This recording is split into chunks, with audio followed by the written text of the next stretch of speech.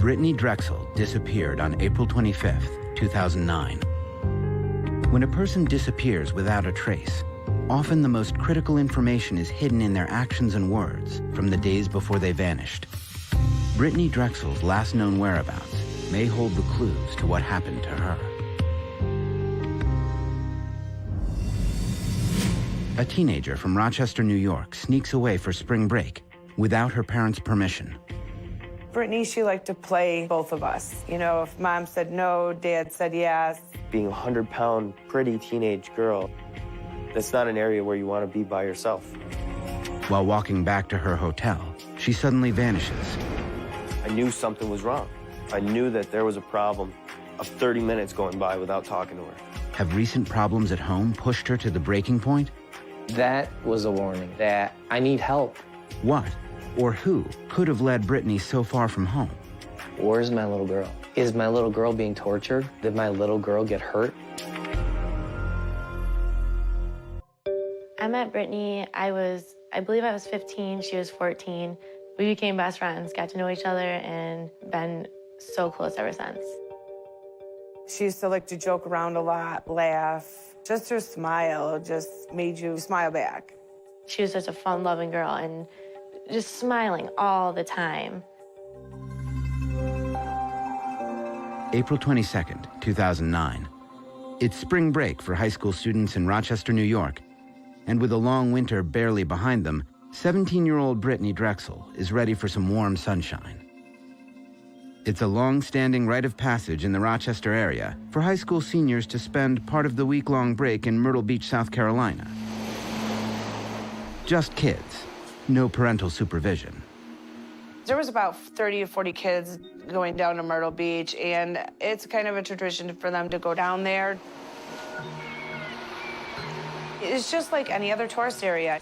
You got hotels, you got shops. Those kids are going down there, drinking, doing drugs, partying, going out to night spots, and laying out on the beach. Brittany, a high school junior, is friendly with some older kids who ask her to join them for the trip down to Myrtle Beach. She had asked me if she could go to Myrtle Beach, and I had told her no. And I also told her, you need to talk to your father. I know he wouldn't have allowed her to go, but, you know, she still needed to talk to both of us. And, you know, Brittany, she liked to play both of us. If mom said no, dad said yes. Dawn and Chad Drexel have recently decided to divorce. Their separation has taken a toll on Brittany and her two siblings. That Tuesday, Dawn called, 8-ish or something at night, said, your daughter's not listening to me. She's bringing up the spring break. She wants to go down. According to Chad, Brittany had recently been sleeping late and skipping school. In his mind, it was no time for her to be going on vacation without parental supervision. So I told her, Brittany, what's going on? Where are you telling your mother that you want to go to spring break? You're not going anywhere. Silence. She didn't say nothing. Do you understand me, Brittany? Yeah.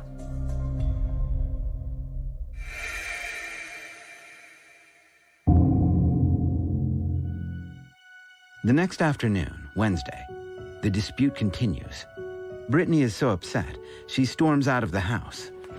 She calls her boyfriend, John Greco, and asks him to pick her up. John, who has been dating Brittany on and off for over 2 years, knows how much Brittany wants to get away for spring break. Her junior year was a tough year for her. She was dealing with her family being in a divorce. Any problem that me and her would have would escalate the anxiety that she was carrying. Brittany's close friend Tara has seen how hard junior year has been for her classmate. She just wanted to hang out with her friends, just not have to stay home. She wanted to go away for spring break. She wanted to just be able to have fun for a week outside of Rochester. In the months before her disappearance, Brittany has had her share of problems. She overdosed twice on her mom's pain medication. Both times are after a major breakup with John. Brittany's father believes she was feeling the strain of her parents' divorce as well. In my heart, I felt like this is all my fault because I left the house and now all these things are happening. I went straight to the hospital. They pumped her. She didn't take as many as everyone thought. But that was a warning that I need help. I could remember the look on her face. Her face was just all red, and she was just crying. Tears were just coming down her face, and I looked at her and I said, Britt, why would you do this? Why? Nothing in life is that bad to do this. Brittany began seeing a counselor and eventually reconciled with John. This kind of troubling behavior was unusual for her. Brittany had been a carefree child. She talked about becoming a nurse and was also passionate about soccer. She was just the fastest on that field, no matter what team she played. It's the one thing that every coach always said was, I've never seen a girl that fast. Brittany, she's energetic, happy-go-lucky. She was the type of person that would walk into a room, no matter if it was the most depressing day of the week, she would light up that room.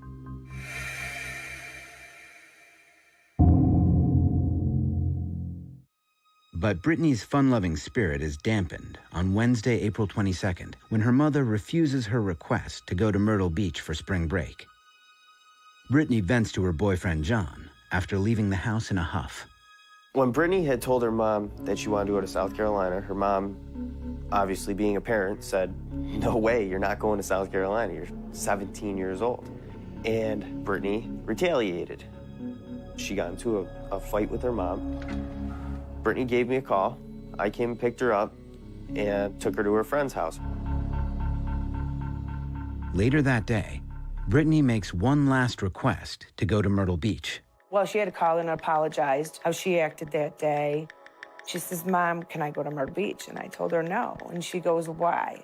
And I said, Brittany, because first of all, I don't know the people that you're going with. I said, there's no parents. And I said, something's gonna happen. And I said, I don't want anything to happen to you. Brittany then proposes a new idea for her spring break. She asks her mother if she can spend the rest of her vacation at a friend's house nearby. Her mother agrees. Brittany promises to stay in touch by cell phone over the next few days. But in reality, Brittany makes very different plans, which she shares with her boyfriend, John. She said, you know, a bunch of my friends want me to go down to Myrtle Beach with them. And I told her, I think it's a good idea. I think you can get away from Rochester. I think it would do you good if you go down to South Carolina for 3 days. Because really, in my eyes, what was going to happen in 3 days? Coming up, Brittany's boyfriend's words come back to haunt him. I knew something was wrong. I knew that there was a problem of 30 minutes going by without talking to her. Days before 17-year-old Brittany Drexel disappears, she has an emotional fight with her mother, Dawn, who has refused to let her go to Myrtle Beach, South Carolina for spring break. Frustrated, Brittany asks to spend the rest of her vacation instead with a friend who lives nearby her home in Rochester, New York. Her mother agrees.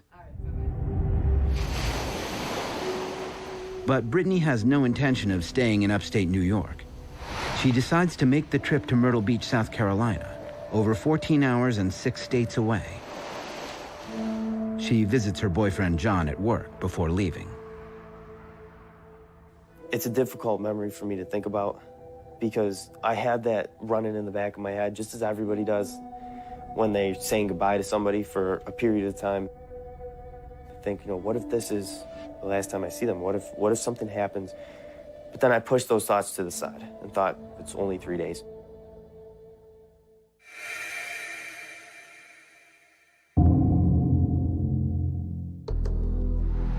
Brittany leaves Rochester with 4 other friends Wednesday night, hoping to be at the beach by the next morning.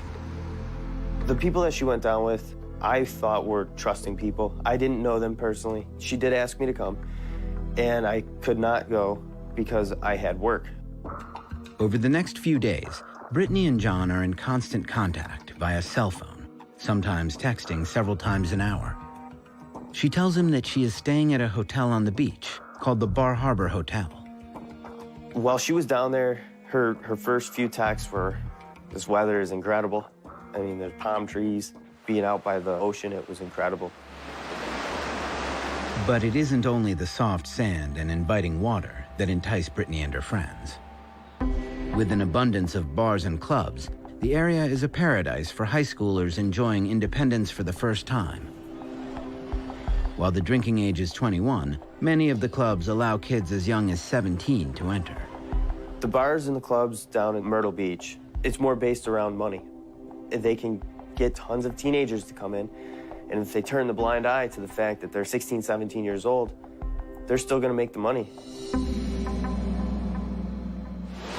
Brittany takes full advantage of her spring break freedom. She tells her mom that she's watching movies at her friend's house in Rochester, while sharing with John that she is having an amazing vacation hundreds of miles away. She was having a ton of fun. She was out having a good time, living the spring break life. She was with a bunch of her friends, having a good time. But by the second day, all that changes.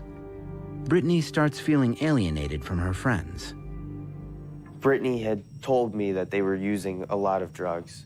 She wasn't into the drug scene, and therefore she tried to exclude herself from that, and she tried doing things on her own. She walked to the restaurant by herself. She walked down to the beach by herself.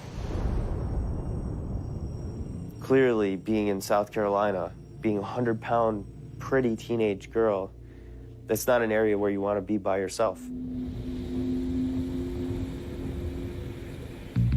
Early Friday evening, Brittany runs into a male friend from Rochester. 20-year-old Peter Brozowitz works for several local Rochester nightclubs. He's staying with some friends at the Blue Water Resort in Myrtle Beach, just a mile away from Brittany's hotel. Peter Brozowitz was a kid who I didn't know personally, but Brittany did. He was always out at the parties, at the clubs, so we became acquaintances through just the parties and knowing the same people. I assumed, being a good friend to Brittany, that he would watch over her.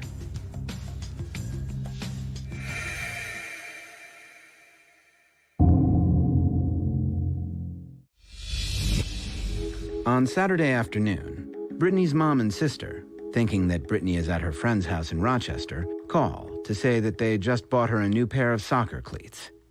They ask about her plans that day, now that the weather has suddenly shot up into the 80s, unusually warm for Rochester in April. I asked her where she is, and she says I'm at the beach. Now, it was a decent day here in Rochester, and I thought she was at Charlotte Beach. Charlotte Beach in Rochester is just 20 minutes from Brittany's house. Dawn still believes that Brittany is nearby and is being supervised by her friend's parents. I had talked to her and also I had to talk to a parent. She had put someone on the phone, I don't know who that was, and, said that it was okay for Brittany to stay there. And I asked Brittany what she had planned on doing later. And she said, well, we're gonna go over to my friend's house and we're just gonna watch movies and not do too much of anything. Brittany tells her mom that she'll return home the next day and thanks her for letting her spend the past few days with her friends. She goes, I'll see you tomorrow, and then I love you. And I said, okay, I love you too. And then we hung up. A seemingly normal conversation will soon take on tragic significance. It becomes the last time Dawn talks to her daughter before she disappears. Meanwhile, Brittany decides to meet up with her friend Peter. Before she goes, she borrows a pair of shorts from one of her friends. At around 8 o'clock, Brittany texts John en route to meet Peter at the Blue Water Resort. She continues to report that she is having a miserable time and that she is looking forward to coming home the next day. She hated being down there, and she didn't like the people she went down with. Shortly after arriving at the Blue Water Resort, Brittany receives a text from her friend saying she wants her shorts back so she can wear them that night. Annoyed, Brittany tells Peter she has to walk back to her hotel, which is over a mile down the road. She texts John as she leaves. And it was, I can't wait to come home. I can't wait to see you. I'm so angry at everybody down here. I said, I think that you should have a good time. Just try to relax. It's your last night. Try to enjoy it. You're down there anyways. You might as well try to enjoy it before you come home and get back to school. Brittany and John text each other as she leaves the Blue Water Resort. But then, something strange happens. She stops responding to his messages.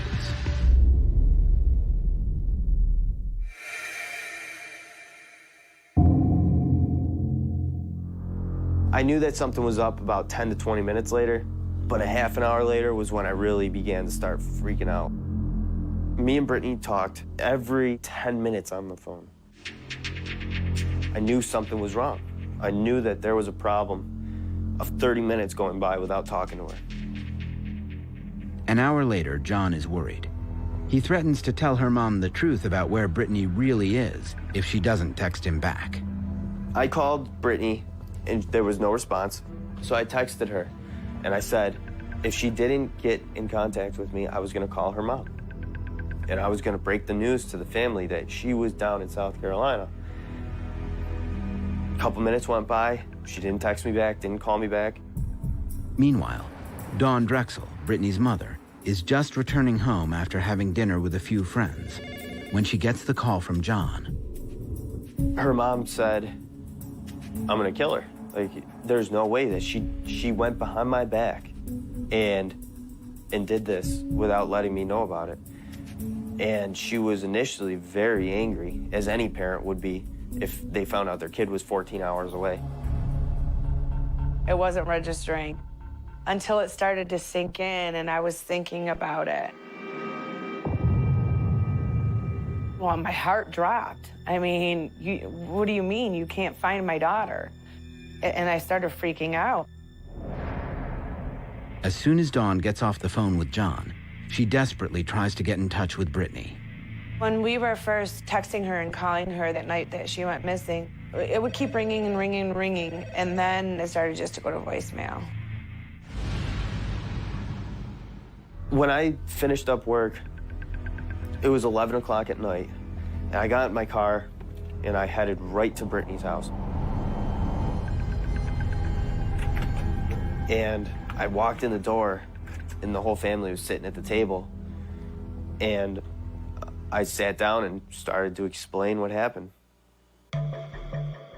Dawn calls the Rochester police, but they can't do much from upstate New York. So John reaches out to a friend of Brittany's in North Carolina, who drives straight to Myrtle Beach to file a missing persons report with local police. Meanwhile, Brittany's family and friends continue trying to reach her by phone, but each call goes straight to voicemail. The next morning, Brittany's mom, boyfriend, grandparents, and 2 friends head down to Myrtle Beach to search for Brittany, while her father, Chad, looks after her siblings. Here I am driving down to Myrtle Beach, and I am just beside myself, thinking, how could this happen to my daughter? Where is she? Am I going to be able to find her? Coming up, investigators get a break when they discover surveillance footage that could help them find the missing teen. 17-year-old Brittany Drexel has slipped off to Myrtle Beach, South Carolina for spring break, unbeknownst to her parents. At about 9 p.m., Saturday, April 25th, she's walking to her hotel while texting her boyfriend John, when suddenly her texts stop. Brittany is not seen or heard from again. Myrtle Beach Police Lieutenant Joseph Kapp and Detective Vincent Dorio head the investigation. As police begin the search for Brittany, her mother, her boyfriend John, her grandparents, and 2 friends are still en route from Rochester, New York to Myrtle Beach. Trip down to South Carolina, I don't think anybody slept. It was extremely difficult because we knew that we're going down there to search for Brittany missing.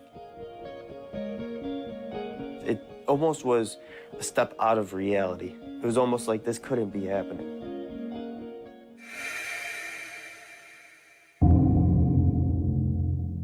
Brittany has been missing about 12 hours. Myrtle Beach police launch an intensive search, fanning out in all directions from the hotel where Brittany was last seen. They canvass beaches and local hotels, looking for possible leads.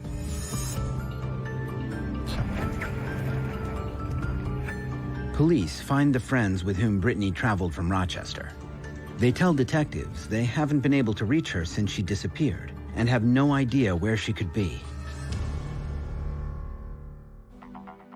When Brittany's mother meets with Myrtle Beach investigators, they ask her about Brittany's home life. They thought she ran away. And I know my daughter didn't run away. I mean, she was going to be 18. She felt like she was a grown-up. She was also looking at colleges and things like that. No indication that she did a lot of drinking or anything of that nature while she was here. Her brother and sister, she loves to death, and she would never leave them. Never just up and leave them, willingly. The morning after Brittany's last contact with her boyfriend, John, Myrtle Beach police are still hopeful this case will resolve quickly, like so many other spring break missing persons cases. Especially with kids, is they'll go and sit on the beach and talk. They lose track of time is generally what happens.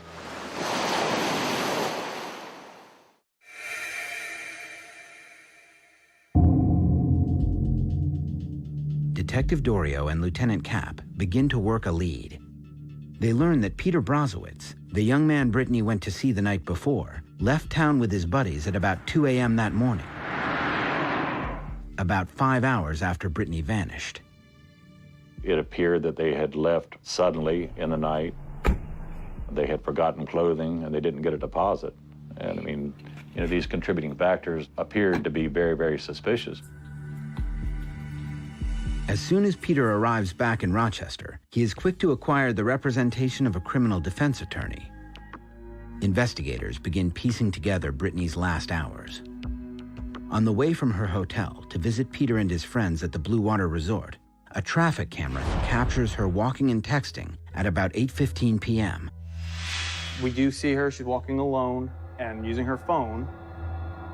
And we verify that she was calling the people that she was going to visit to try and find the location of the motel. According to Peter, Brittany left his room shortly after she arrived to go back to her hotel and return the pair of shorts to her friend. Detective Dorio checks the surveillance tapes of the Blue Water Resort. They verify Peter's story. We get her going through the motel's front lobby doors, and then a short time later, exiting the motel and going northbound towards her motel. Detective Dorio can now pinpoint the time Brittany left the Blue Water Resort, 8:48 p.m.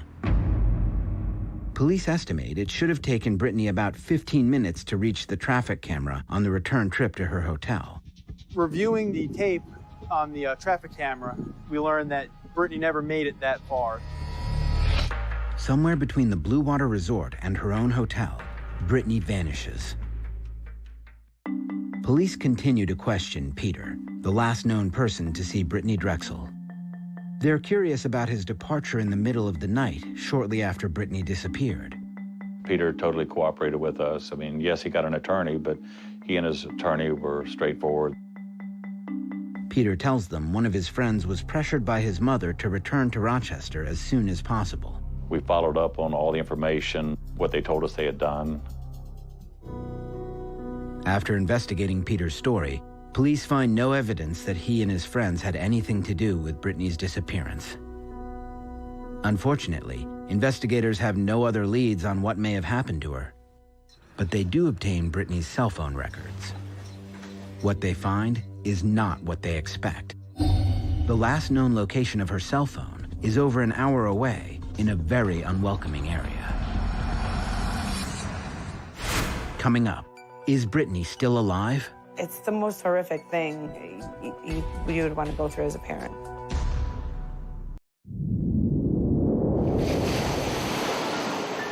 While Myrtle Beach police search the city for 17-year-old Brittany Drexel, Detective Vincent Dorio is investigating the last minutes before she disappears. On April 25th, 2009, what should have been the last night of her vacation, Brittany vanishes after visiting her friend Peter at the Blue Water Resort. She was still in Myrtle Beach. Graham Moore, a local reporter, has been tracking Brittany's case since her disappearance.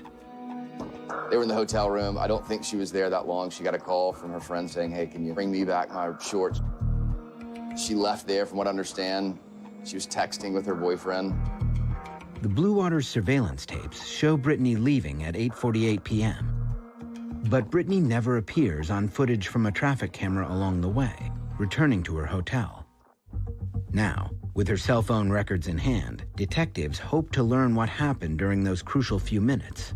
At 8:58, she writes back to John, "No, I'm staying in, packing, and going to sleep, probably." At that point, John asks, "Why, babe? Why, boo?" According to Brittany's cell phone records, this exchange with John, her boyfriend back in Rochester, occurs 10 minutes after she leaves the Blue Water Resort. She is supposed to be walking back to her hotel, just over a mile away. But the records show that suddenly, all outbound activity from Brittany's phone stops after this text. About 9:15, he starts writing back again, "Hey, why aren't you answering me? I'm concerned."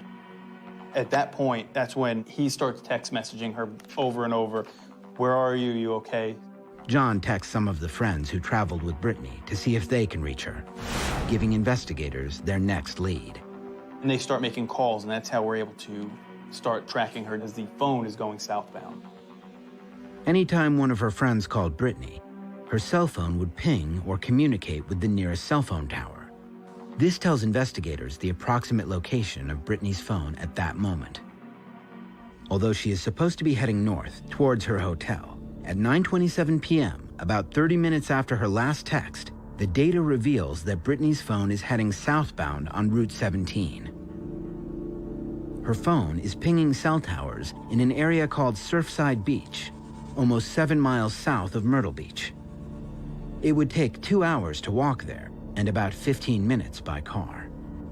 The phone itself, because we're not sure if she was separated from the phone, was moving at a high enough rate of speed that it was in a vehicle.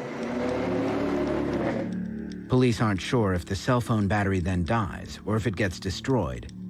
But at 11:58 p.m., just 3 hours after Brittany's last text to John, her phone last pings tower number 332. It's located 2 counties and over 50 miles south of Myrtle Beach, near Georgetown County. If you look at the timeline of the cell phone, made this 50-mile trek in a relatively short period of time. So it wasn't like it meandered down through the night. That cell phone made a beeline for Georgetown County. The area is near the North Santee River, around the Pole Yard boat landing. It's an isolated, rural spot. This right here is off the beaten path. There's nothing but country surrounding this area. The folks that would know it are fishermen or some of the locals from the town of Georgetown, maybe just across the river. A 17-year-old from Rochester, New York is not going to end up at Pole Yard boat landing on a Saturday night during her spring break. It's a very rural part of the county, surrounded by water. Myrtle Beach police launched their search here, in the area covered by cell phone tower number 332. This right here is in the cell phone zone. It's about 4 miles wide, 5 miles deep. They staged here. The searchers then branched out to other likely zones. The terrain in these parts is notoriously forbidding. We have alligators in the river. There are wild hogs, plenty of snakes, lots of biting insects. It's not a very hospitable place for anybody to be at. You can't imagine the conditions searchers had to go through. Flies the size of golf balls. Very hot, very humid, very thick brush. A lot of dangerous wildlife. After investigators conduct an initial search and find no trace of Brittany, local police and other agencies join forces to expand the effort. Because of the phone, it goes through Horry, Georgetown, and Charleston County. So we have 3 different large agencies working this together. Georgetown and Charleston furnished their boats with their sonar, and we checked the rivers. Charleston County had their helicopter there. They did a massive ground search. They were running their ATVs through there every 20 minutes to get the alligators to back off so the dogs could come through. They had 6 shooters with their dogs because of the boar. I mean, it was just very dangerous. While investigators comb the area, Dawn and Brittany's other loved ones hold out hope for some sign of Brittany. There was a lot of questions going through my mind. It's the most horrific thing you would want to go through as a parent. It was very intense. There were long days. There was a lot of ground covered. There was a lot of hope in the beginning that something was going to be found. It was about a week long of just intense searching, hundreds of volunteers out there, looking for that cell phone, looking for any clue of Brittany. Monica Kaysen, director of the Q Center for Missing Persons, a family advocacy group that assembles volunteer search parties, is called in to help. We were going in the first 11 days that Brittany disappeared. We searched sunup to sundown every day. All of the probable areas that people enter, the probable areas someone could have pulled offside the road, dirt roads with nobody lives on them at all. Authorities know that the treacherous wildlife gives Brittany a slim chance of survival. The urgency was there to get her before the wild animals did. You know, there's always going to be hope. But while we're doing these searches, we certainly had numerous cadaver dogs. When they had been doing the search, they had told me, they said if she's in this area, she would have been ate within 6 hours. You know, and I felt like they're thinking she's not alive, which scared me even more. I mean, you become frantic. I mean, you never think of your child going before you do. The search teams find no sign of Brittany. Investigators continue combing the area and looking for leads, while Brittany's family and friends return to Rochester. Coming home without Brittany was very, very difficult.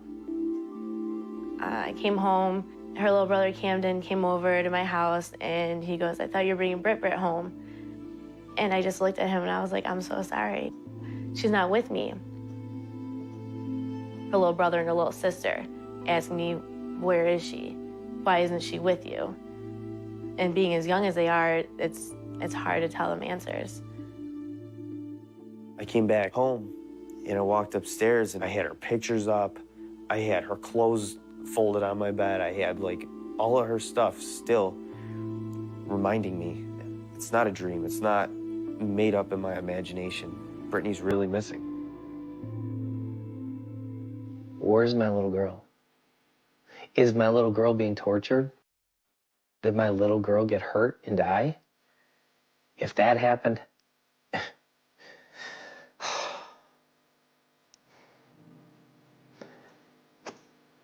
how do I explain it to my little one? How do I do that? That Daddy can keep you safe from that. How do I do that? I just tell her that I will be here for you. That I'm not going to leave any of you guys.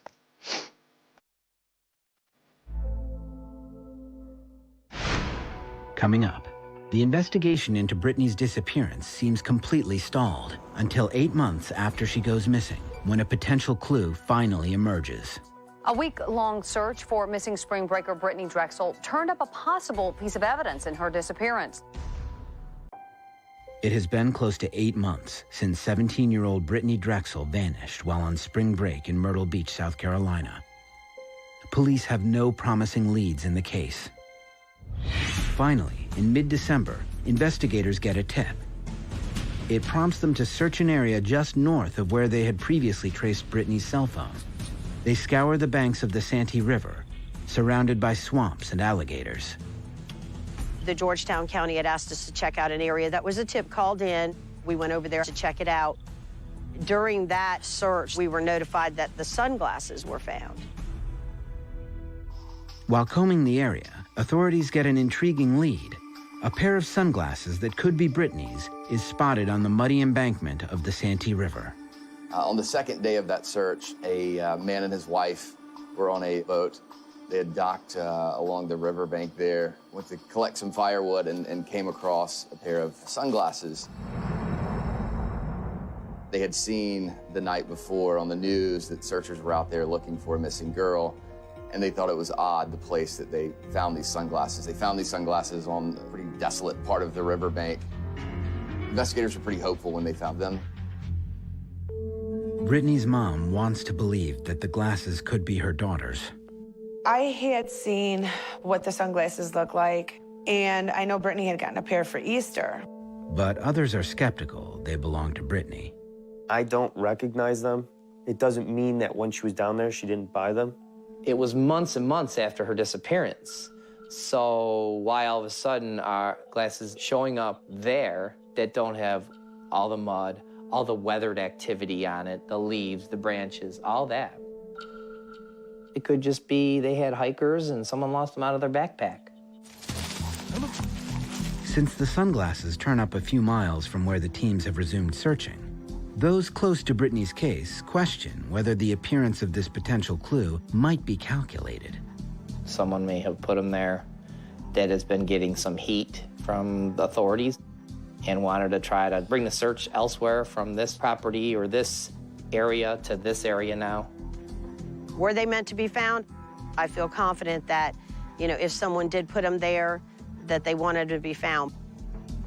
Investigators send the glasses to forensics for testing. They sent them off to see if they could collect DNA off of them to make any sort of match. And from what I've been told, there was no DNA on the glasses. Again, another dead end for Dawn Drexel and Brittany's family.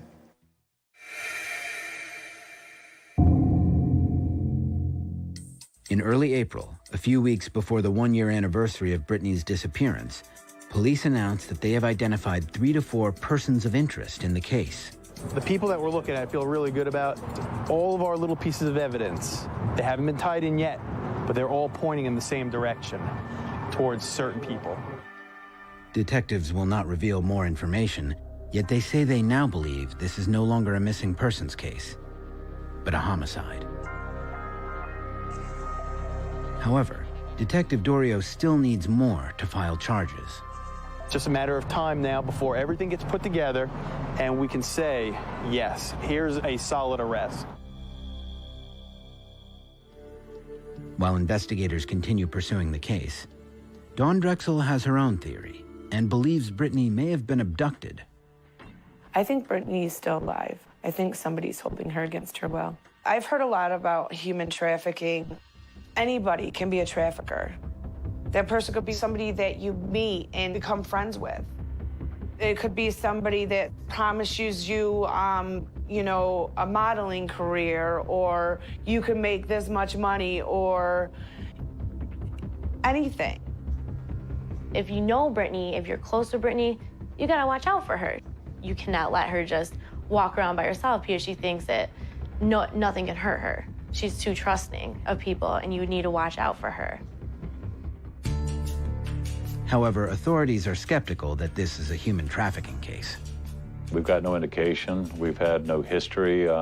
Most of your human trafficking, they target victims where there's a language barrier, and generally where human trafficking takes place, it continues to take place.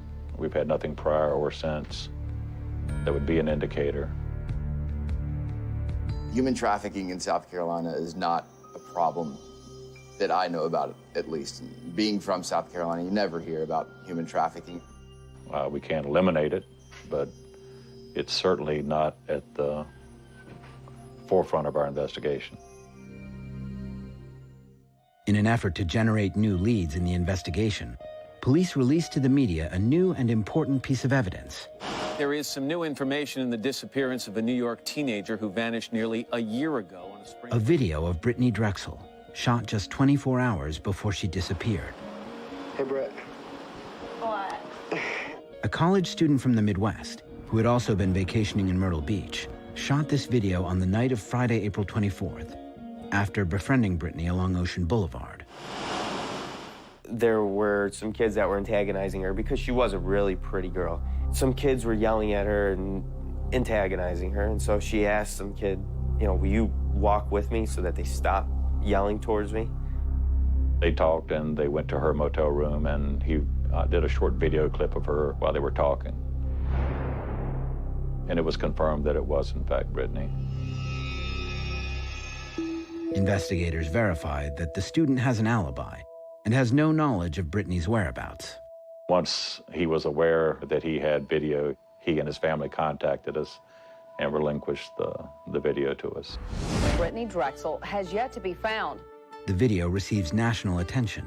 Now, never-before-seen images have surfaced from the night before she disappeared. A boy she had met on spring break shot this cell phone video at a hotel. Unfortunately, nothing emerges that enables police to make an arrest. Back in Rochester, Brittany's loved ones struggle to make some sense out of her disappearance. They try to move on with their lives while honoring Brittany. At this point, I'm advocating for Brittany, but I'm also trying to get the awareness out to all these parents that think that this could never happen to their child. Teenagers, you know, they think they're invincible and that this could never happen, but these parents need to know that this happens all the time and have them be aware. I am now studying criminal justice because I want to help find girls who are missing, and I want to be the person who is able to catch that person who has done it. And I'm going to be the best that I can be so I can be that person that will give those families justice. Brittany's family and friends do not give up hope that one day they will hear from her again. We just miss her to our souls and wish her to come home. Obviously, it's my little girl, but this isn't about me. This is about her brother and her sister. They need her. We all need her, but they need her. We need Brett back home. We really do. I just miss her a lot. We don't know what happened when she walked out of that hotel and she walked up on that boulevard. Was somebody following her? Was somebody planning on harm my daughter? Just not knowing is the most horrible thing.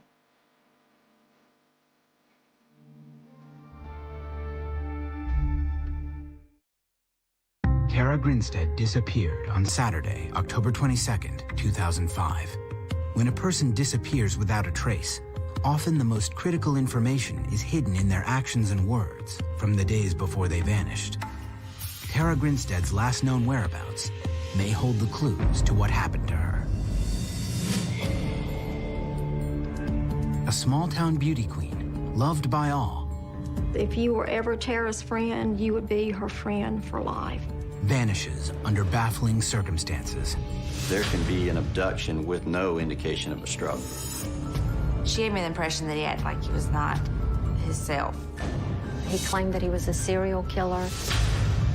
A massive police investigation thrusts a tiny town into the national spotlight. There was a latex glove. There's all kinds of reasons why people kill others. I've been involved in some major investigations, but this one has had more twists and turns. It's worse than death. Death is final. Someone vanishing, it's not final until you find them.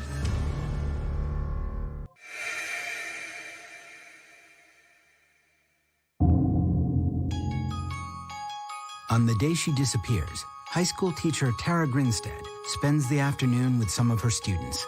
They're preparing for the Miss Georgia Sweet Potato Pageant, a big event in a small, close-knit town like Ocilla, Georgia. On that Saturday, Tara had helped a lot of the girls prepare for the pageant. She had done their hair and their makeup. A lot of them borrowed her dresses as well. And she had so much fun. She had a really good time with the girls. You know, they had snacks and had lunch. Tara has an especially close relationship with many of her students. I never heard anybody say a bad thing about Tara. They related really well to her. She always went the extra mile to help her kids, and she made class so much fun. Most of Tara's students would say, well, she's my teacher, but she's also my friend. Tara has been involved in beauty pageants since her high school years, but has her own agenda about the competitions. Pageanting was not for show and not for everybody to tell her she's beautiful. I think it gave her self-confidence, number one. I think it bettered her self-esteem. Contestant number 2. In 1999, Tara won the title of Miss Tifton, Georgia. That victory gave her the opportunity to compete in the Miss Georgia pageant. Once you accomplish one of your dreams, I mean, how often do you get to do that? And she did by going to Miss Georgia. Tara doesn't win the Miss Georgia pageant, but her family says that for her, winning was never the most important thing. I never saw in her that winning a pageant was an ego thing. It was not about just the title of winning. It was always about accomplishing something. Tara's goal had always been education. She succeeds in funding her entire undergraduate education with money earned from pageants. She knew college is expensive and it was going to be tough on her, and she did not want to burden her mother any more than she had to. After getting her bachelor's degree in education, Tara works full-time and takes graduate classes at night, working steadily toward her ultimate goal, a PhD in education. She had gotten a 6-year degree in administration, and that was what she was pursuing her doctorate in. I think she eventually wanted to be a high school principal.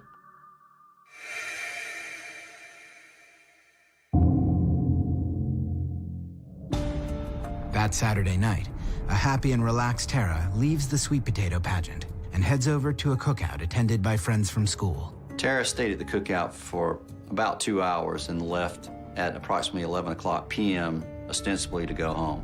She said she was going to watch the video of the pageant, and then she was going to go to bed. In a small town like Ocilla, neighbors look out for each other. Because she lives alone, Tara and her next-door neighbors have a system for saying, "I'm home and all is well." Every night when she came home, the first thing she would do was go into her room and turn on the lamp in the bedroom. The neighbors would look out and they would see that lamp on, and it would kind of be a signal to them, well, Tara's made it home. That night, the light in Tara's window never goes on. The next day, nobody sees Tara. No one is able to contact her, including her mother. The more that she called and the longer that the time went on that Tara didn't call her back, she started to get concerned. Sometimes people just want to be left alone. But I can't imagine her ever ignoring her mother's phone call.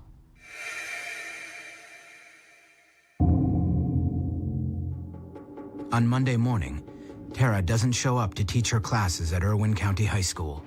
Friends and family know that something is very wrong. That was a red flag for me because I knew what a dedicated teacher Tara was. Tara had never missed a day of school without prearranging a substitute teacher. One of Tara's friends calls Ocilla Police Chief Billy Hancock. He indicated to me that Tara had not been seen over the last day, that if the school had been contacted, she had not shown up there. Chief Hancock arrives at Tara's residence at approximately 10 a.m. on Monday. Her car is parked in its usual spot under the carport. The fact that her car was there and she wasn't meant that she probably left with someone. The doors of the car are unlocked. Oddly, there is an envelope containing $100 in cash left in the center console. I would think it'd be unusual for anybody to leave that amount of cash in the car and leave it unlocked. That's not like Tara to have money laying around any place. Inside Tara's house, however, everything looks fairly normal. There was no sign of forcible entry. There was no clear indication that any kind of struggle had occurred inside. Both the exterior and interior of Tara's residence are photographed in detail. Every room was photographed thoroughly to capture, what the condition of the house was at the time of our arrival. Clothing and accessories scattered around the floor help police reconstruct some of Tara's last known movements. The clothes Tara was wearing on the night of October 22nd were on the floor in her bedroom, which indicated to us that she had indeed arrived home. Her bed appeared as if possibly somebody had either slept in it or laid in it. Her cell phone was in the charger. It was still there in the charger. And to us, it indicates that she left the house with intentions of coming back. She knew she wasn't going to be gone long enough to have use of her cell phone. Investigators locate more intriguing clues outside Tara's house. A business card is wedged into her front door. They find something far more disturbing on the ground.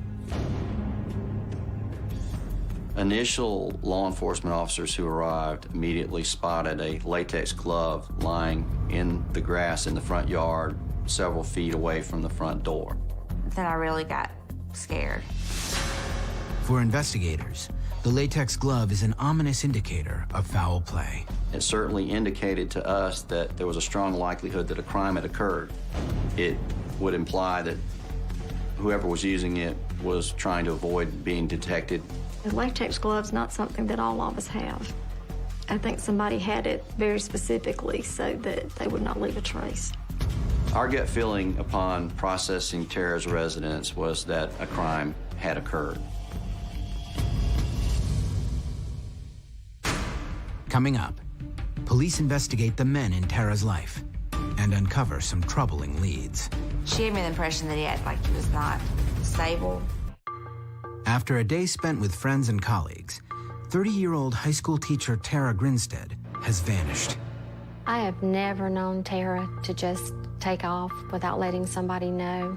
I'm not aware of any time that she ever did that. Everybody might not know, but somebody always knew where she was.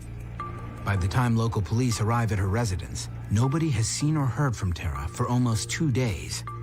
Everybody knew that she just had not, gone off for a couple of days, that something had happened, something serious had happened to Tara. Due to the urgent nature of the case, Ocilla police request the assistance of the Georgia Bureau of Investigation. When a person goes missing and we're asked to investigate, we operate with the premise that we're going to presume the worst and hope for the best. To investigators, a latex glove found near Tara's front door makes it look like someone was attempting to cover up a crime. Either there was an abduction of Tara in which someone wore gloves, or they returned to the scene and accidentally dropped the glove. Besides the glove, police have few indications that a crime took place. To us, there was no clear sign of a struggle.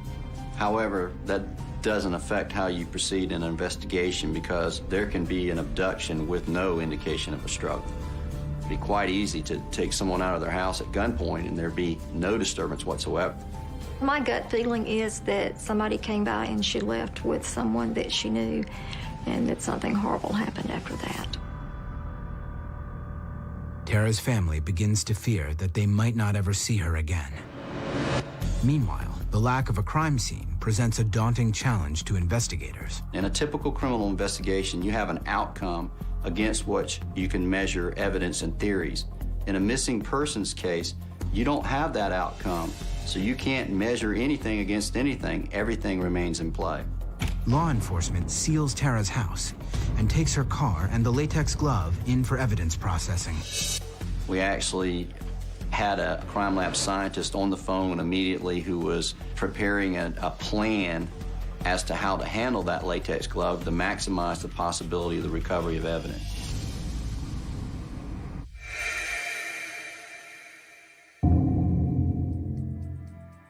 Tara has been missing for 12 hours. That evening, at Irwin County High School, students and teachers band together in an effort to find her. The first flyer that was made just basically had a picture of Tara and just had the words missing on it.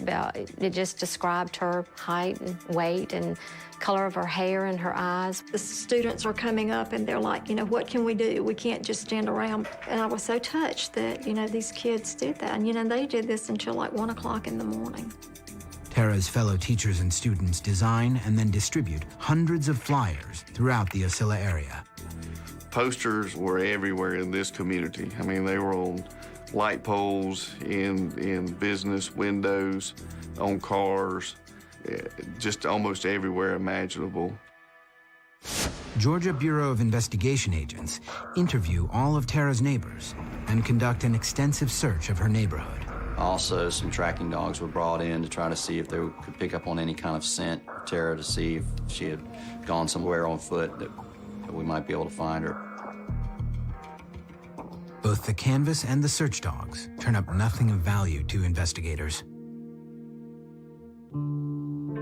Searching for clues, they delve deeply into Tara's background. You learn as much about the victim as you can, their timeline, their propensities, their associates. They learn that Tara's circle of acquaintances was huge, from her second job at a department store makeup counter to the various campuses where she took graduate classes. She had been going to school at night for several years working on her master's and her specialist degree. So that involved a lot of students that she had met that obviously we would not know. But it is closer to home that investigators uncover a deeper mystery. A lot of disappearance cases, you kind of have an immediate focus. You have, a close associate, a boyfriend, or what have you, ex-husband, husband. In this case, what we learned was Tara had several such associates. Looking into Tara's personal life, they find a complex series of relationships with men. Tara was involved romantically with several different persons in a close period of time, and she kept those relationships separate from one another. Investigators focus first on Tara's ex-boyfriend, Marcus Harper. Tara had a long-term romantic relationship with Marcus Harper. They had broken up approximately a year earlier. Tara had ended the relationship because she believed Marcus wasn't ready to get married. Investigators learn that Harper served in the Ocilla Police Department for 4 years and then enlisted in the United States Army Rangers in 2001. She's very proud of him and what he accomplished because he was really good at what he did. Investigators from the GBI conduct a series of interviews with Marcus Harper. We interviewed Marcus Harper the very first day and talked to him several times after that. Over the years that the couple was together, Tara's friends and family got to know Marcus well. They really looked like a great couple. I mean, he was big and strong, and she was, they were like a really good couple, and I think that they enjoyed each other. Anytime that we were around Marcus, we had a very good relationship with him. He was always very respectful to us. He was always respectful to Tara when we were with them. Anita Gaddis sees her sister's relationship with Marcus quite differently. Tara was a little bit afraid of him. He's been an Army Ranger, and the training that they have is just unbelievable. The things that they can do, the things that they survive. And we stayed in touch with him during his training, and I know what he was able to survive. So I know what the guy's made of. Despite the differing perceptions within her family, investigators find no history of violence in Tara and Marcus's relationship. But they discover that several months before she disappeared, Tara did experience the threat of violence at the hands of one of her former students. He had gone over to her house one afternoon in March of 2005. He wanted to speak to her. The 20-year-old graduated from Irwin County High School the previous year. After taking Tara's history class, he developed a fondness for her. They had a closer relationship upon his graduation. He would speak to her and see her from time to time. I just thought it was, one of her students that had, a crush on Tara because she was so beautiful and so sweet to all of her students. And he was the soul that Tara would have wanted to help. But according to friends, Tara had expressed concern about her former student's behavior. She had told me she'd been having trouble with him, like kind of getting a little too attached to her or whatever, and kind of got an impression that he was not stable. Months before Tara disappeared, he came to her house and tried to physically force his way inside. He wanted to speak to her, and she didn't want to talk to him at that time, and she wouldn't let him in the house, and he became quite upset, loud, began yelling and banging on her door, trying to gain entry. That was a very violent situation. Neighbors actually had to call the police because he was so loud. I was yelling and screaming through the door and banging on the door, and she gave me the impression that he acted like he was not himself. Coming up, in the weeks before she disappears, Tara's personal life begins to unravel. She called hysterically. I said, Tara, are you okay? You are not thinking about suicide.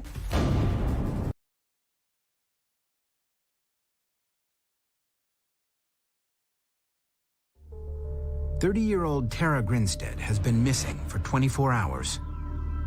Agents from the Georgia Bureau of Investigation learn that 7 months earlier, one of Tara's former students appeared uninvited at her home and tried to force his way inside. He wanted to speak to her. She did not come to the door. He began to bang on the door. Basically, they're started to become a disturbance. I don't know if he read some signals wrong or if he just had a crush on her that he took too far. I believe she just thought he might go away, but I think she realized that he wasn't going away, so she came to the door. They spoke briefly, and I think she tried to go back inside. She then started to shut her door, and he grabbed her on the arm. She pulled away and was able to shut the door. At the time, Ocilla police are unable to get the former student to calm down, so he is arrested for disorderly conduct. According to Tara's handwritten statement to police, he invaded my privacy in my own home. While doing so in a raging and out-of-control manner, I was very scared for my well-being, as well as concerned about him. His actions at the house did concern us, that there was some sort of a connection between he and Tara. She never told me that she had any kind of inappropriate relationship with him. I don't think she did. Still, the former student's strange behavior is reason enough for investigators to look for a connection with Tara's disappearance. We thought it critical to interview him immediately. He was working at a job in Milledgeville, Georgia, about 100 miles away, and we immediately had an agent in that area find him. The former student is able to account for his time on the night that Tara disappeared. Meanwhile, investigators keep digging into Marcus Harper and his relationship with Tara. In February of 2002, Marcus was deployed to Afghanistan. According to her sister, the separation and distance became difficult for Tara to deal with. She said she really could not stay in that kind of relationship because if they go overseas and something bad happens to them, you know, you never find them, nobody knows anything. I could tell after that things changed a lot for them. He changed and their relationship changed. But she just didn't want to quit. She loved him. Tara and Marcus end their relationship, but remain in close contact. They still saw each other occasionally. They still talked and emailed and called. And so Tara took that as there was still some kind of relationship. Then, 3 weeks before Tara disappears, Marcus returns home to Ocilla, but doesn't contact her. He had not told Tara he was home. Tara found out that he was back in Ocilla in Irwin County from a third party, and that made her very upset. That really devastated her. She felt betrayed, and at that point I said, okay, look, he didn't want you to know he was back. And I remember saying to her, you know, now it's the time you move on, but she just could not quite get over Marcus.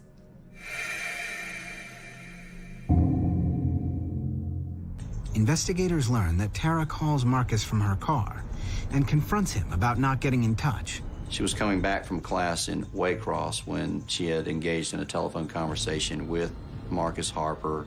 Marcus tells Tara that their relationship is over once and for all. According to friends and family, she has an emotional breakdown on the road. She called hysterically and just felt like she was not able to drive. And one person went and picked her up, and the other passenger drove her car home. So they took her back to her house, and from what I understand, you know, they had to carry her in, and she was just so, you know, hysterical, crying. Tara's fragile emotional state worries those closest to her. I said, Tara, I mean, in these exact words, do you need anything? Do we need to do anything for you? Are you okay? You are not thinking about suicide. No, I promise you, I'm not, and that is not it. She said, I'm a little depressed, which everybody gets, but I am not suicidal. Tara's family believes that she would never have committed suicide, regardless of how depressed she may have been over Marcus. She was just not that type of person. She would not have done that to our mother. There's absolutely no way, regardless of how, you know, distraught or upset she was. Agents at the Georgia Bureau of Investigation come to the same conclusion. The possibility of suicide was something that was certainly considered, but after a few days and she hadn't been found, it made it much less likely, because when one commits suicide, it's quite difficult to dispose of your own body. So we believe that had that occurred, we would have found her already.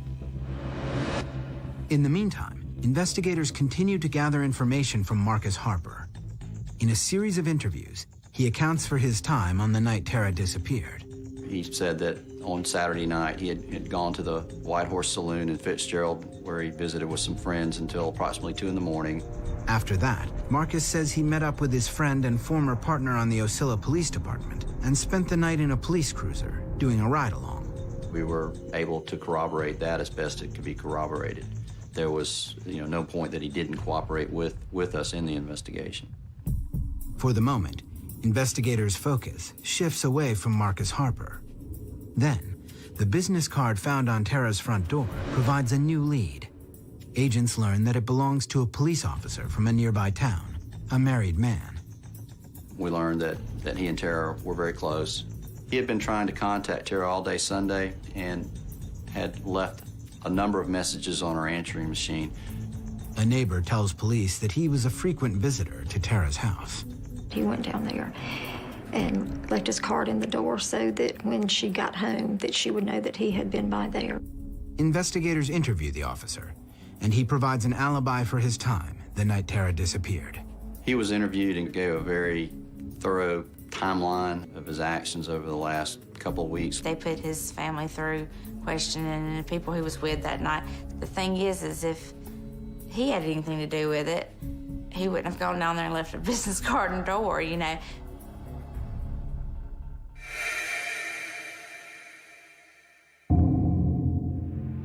4 days after Tara's disappearance, investigators find themselves back at square one.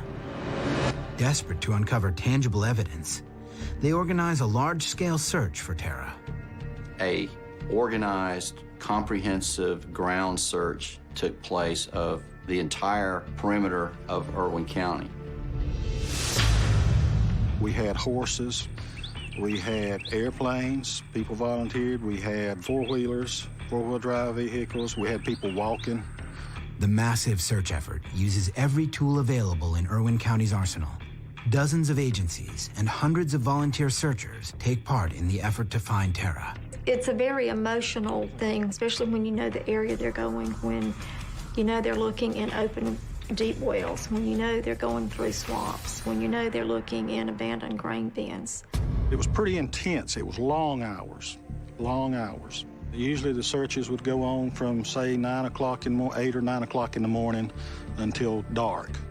Most of them did not know Tara. They had never met Tara. And you've got hundreds of strangers coming to search for this beautiful person that has vanished. Despite the massive effort, none of the searches come up with any evidence related to Tara's disappearance.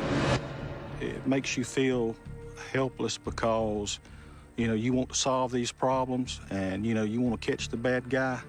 There's one involved. The one thing good that came out that we didn't find her, was what it gave us hope, of course, that she was still alive. With the search effort yielding no leads, the latex glove found in Tara's yard looms as a piece of potentially critical evidence. Since it was recovered, forensic tests have been ongoing, but agents are circumspect. We weren't real hopeful that we would be able to retrieve meaningful DNA or fingerprint evidence from it, but we had to try. So once we obtained the glove, we took it to the GBI crime lab in Atlanta. Forensic scientists put the glove through a battery of tests, including one looking for the presence of DNA. It's a long shot because, according to police, it's very difficult to recover useful evidence from latex gloves. If you process for fingerprints first, it will destroy DNA evidence. If you process for DNA evidence, you may destroy or somehow cause problems with the fingerprint evidence. They basically cut it up based on the probability of which section of the glove would reveal which type of evidence and processed it accordingly. We all watch TV, and on CSI, they do the DNA, and, we know everything within 30 minutes, but, it's weeks and weeks and weeks to get results back. And, it's very frustrating to just, sit and wait. Despite the long odds, investigators hit the jackpot. We were able to recover both fingerprint evidence and DNA evidence. The fingerprints found on the glove are only partial prints, limiting their use in the investigation. Fortunately, we also had DNA on the glove, male DNA. Thanks to the DNA evidence, GBI agents finally have a powerful lead in Tara's disappearance. The DNA evidence lets us know that a male was at Tara's house and either wearing or had a glove in their possession.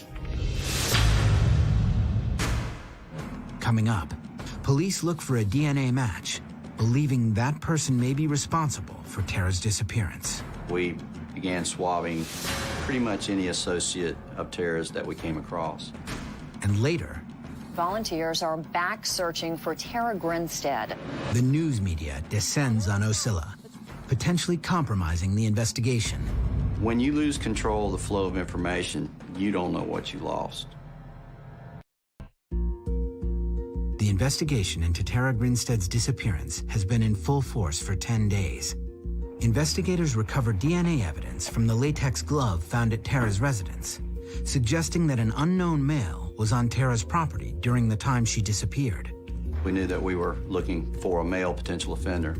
So at that point, we ensured that we obtained DNA samples from most everyone we could associate with Tara. She met hundreds of people every day, and she was such a personable person and smiled, and she would introduce herself to anybody.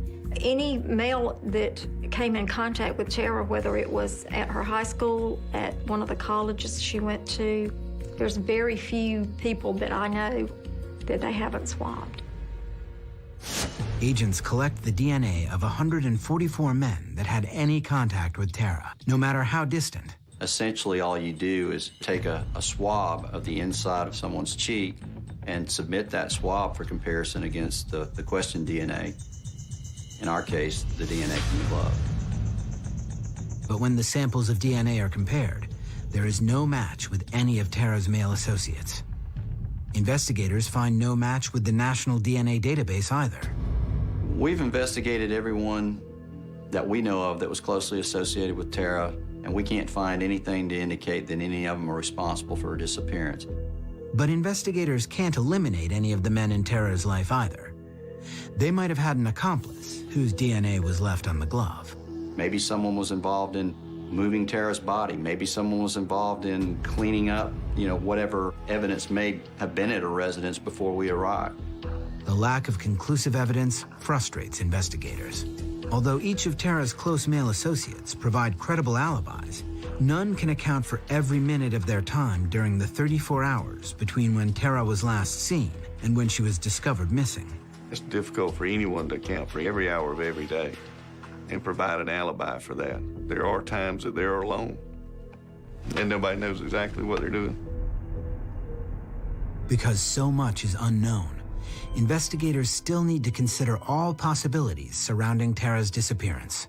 She left on her own, that she was trying to make some point to resolve one of her relationships, that any of these people that we encountered in the first day or days thereafter could have gotten into an altercation with her, or that there could be just a random offender out there that saw Tara as a crime of opportunity.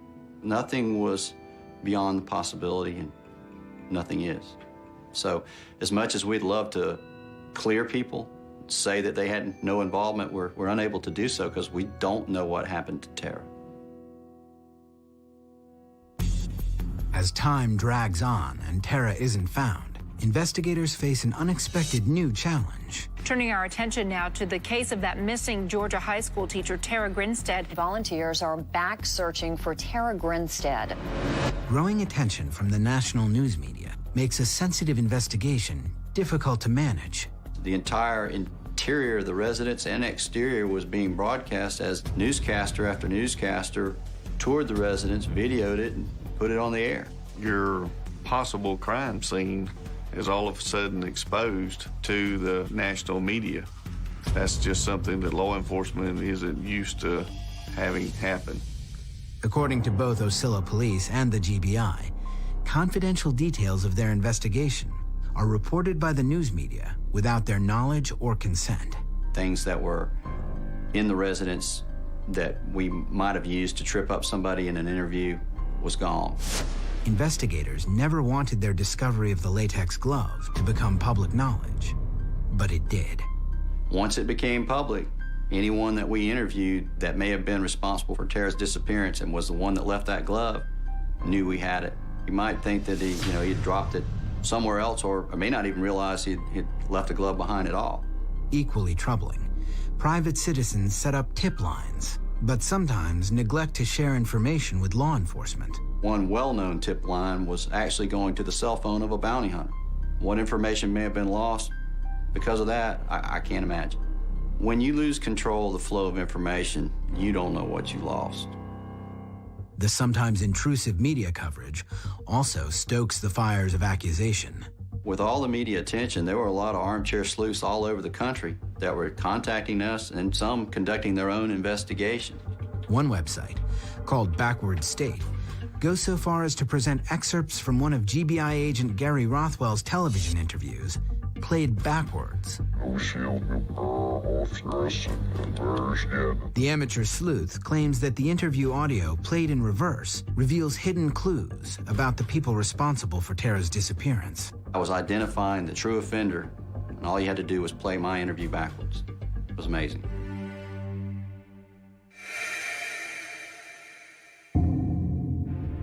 Then, perhaps due to the media blitz, several new tips promising information into Tara's disappearance come in. I got a phone call and was told that there had been a fire not too far out of town, and they said, I don't want to upset you, but I just need to prepare you. There is a chance that it could be connected to Tara. There was a residence a few miles from Osceola where a house burned and a vehicle burned. There were some theories developed that arson was used to cover up evidence of Tara's abduction. GBI agents and support personnel go to the burned-out house to investigate. We headed to that scene as fast as possible, coordinating, having appropriate personnel to process it. Anytime there's burned bodies or the remains of something are found, it's the first thing that goes through my mind, is it her? But the search effort yields nothing. Nothing at the arson scene was found that could be associated with Tara. In the beginning, every time what sounded like a viable tip would come in, we would immediately think, this is it. After the first probably 2 or 3 times then that happened, you learn to be guarded in your optimism. Over the next few months, more tips come in, but none bring investigators any closer to finding Tara. There's been many times when we had what we call he ain't right moments, where we've encountered people in this investigation that their behaviors didn't seem appropriate. That's happened lots of times. Unfortunately, we haven't found evidence to support those feelings. Most of the time, we found evidence completely to the contrary.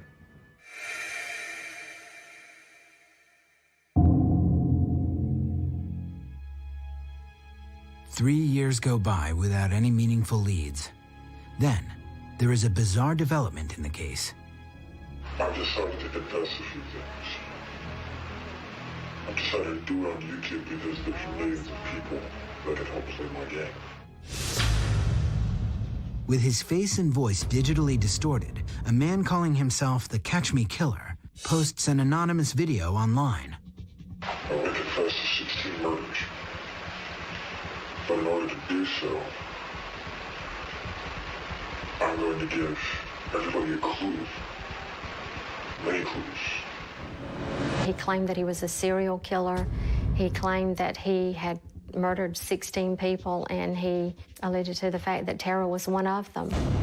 The video doesn't refer to Tara by name, but cites details that clearly identify her, including the date of her disappearance. He claimed that he had slit her throat, and he made reference to her screams into the night and said something about, but my blade, she could not fight. It was just horrible things that he said. It was almost a sickening feeling to have an individual get up there and say those kind of things. The GBI quickly launches an investigation to identify and apprehend the man claiming to have murdered Tara Grinstead. Here we have a guy who's basically claiming that he's killed a woman we've been looking for 4 years. We had to find him. Coming up, investigators zero in on the Catch Me killer. We executed search warrants on the basis that Tara was a victim of a crime and that he was the perpetrator. We were looking for evidence of her disappearance and possible murder. By February 2009, Tara Grinstead has been missing for almost 3.5 years. There are still no suspects in her disappearance. But now, a man calling himself the Catch Me killer posts an anonymous video online. With his voice and likeness digitally obscured, he claims to have killed 16 people, including Tara Grinstead. Once all 16 bodies are found, you'll know exactly who I am, because I have knowledge that the police know about, the FBI know about, but you don't. Investigators note that the Catch Me killer appears to possess intimate knowledge of Tara's life. He described Tara's occupation, Tara's participation in beauty pageants, locations on Highway 32, which ran right through Ocilla, Georgia. There was no question he was talking about Tara. I couldn't sleep, I couldn't eat, just hanging on every minute for information. I thought, you know, this is what we've been waiting for, and this is going to be the answer. We're going to finally know what happened to her. Officials from several agencies join forces to track down the self-confessed killer. Agents get search warrants in order to locate the computer used to post the video. What we did is ultimately traced the posting of that YouTube video to a couple of locations in Gainesville, Georgia, in Hall County, Georgia. Investigators identify the man behind the video as Andrew Scott Haley. They raid his home and other locations in Georgia and seize his computer, camera, and writings. Within hours, they determine that Haley's video confession is a hoax. He thought it was just a game, and he thought he could dupe people, and he somehow took pleasure in doing that. I don't think he gave any consideration to the harm that he was causing the victims' families and others that cared about Tara. I still cannot understand what this person must have said to himself every day to justify what he was doing and to tell himself that it was okay. This was not a teenage prank. This was a grown, married man with children of his own.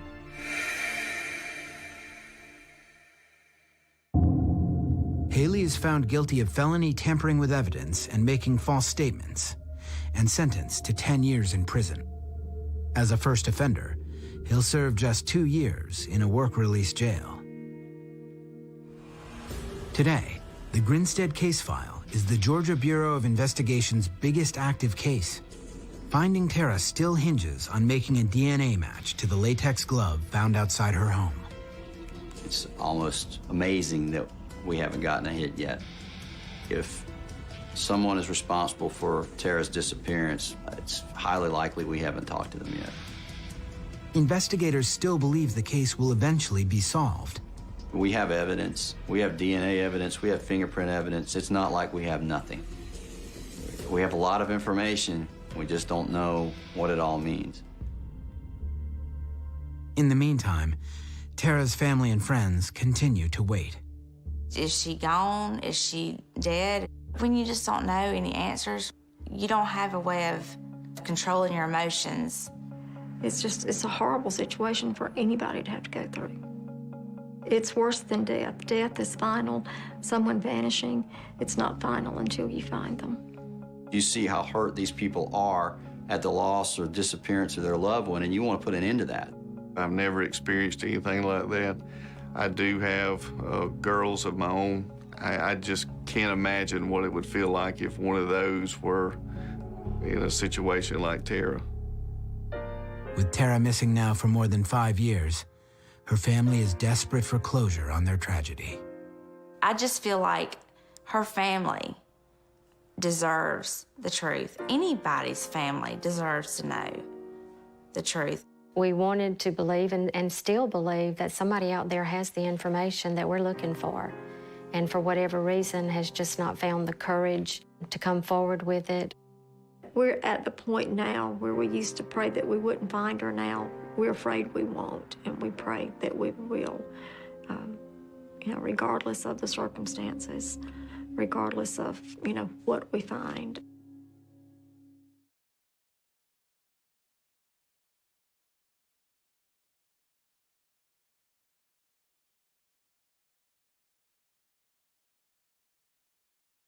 Thank you for watching Investigation Discovery on Demand. A 23-year-old new mother, Lily Aramburu is busy getting her life back on track. She started taking care of things in her life that had been neglected in the past. So it was a very happy time for her. But then, late one night, she disappears. She left everything at my house. And I'm like, this doesn't make any sense. And even as her loved ones mount a massive search, I thought I was going to find my daughter, like, in the next corner. Months go by with no sign of Lily, and new suspicions take shape. I don't think we've been told the truth. Somebody knows something, somebody saw something, and I need to know where my daughter is, dead or alive. I need to find out what happened to her.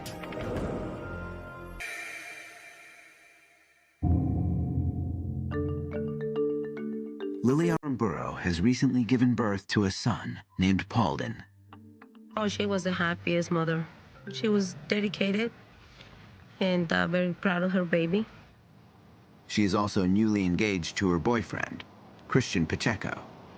I thought this is what Lily needs, somebody that can support her emotionally, you know, somebody stronger, having already some kind of like life going. And I thought it was gonna be a good thing. We were in love. We had a good time. We enjoyed each other's company. After a few months of being together, Lily decides to move into Christian's condo in Kendall. I felt as if Lily was on the right track. She was taking care of herself. She seemed fine. But Lily's path has not always been a smooth one.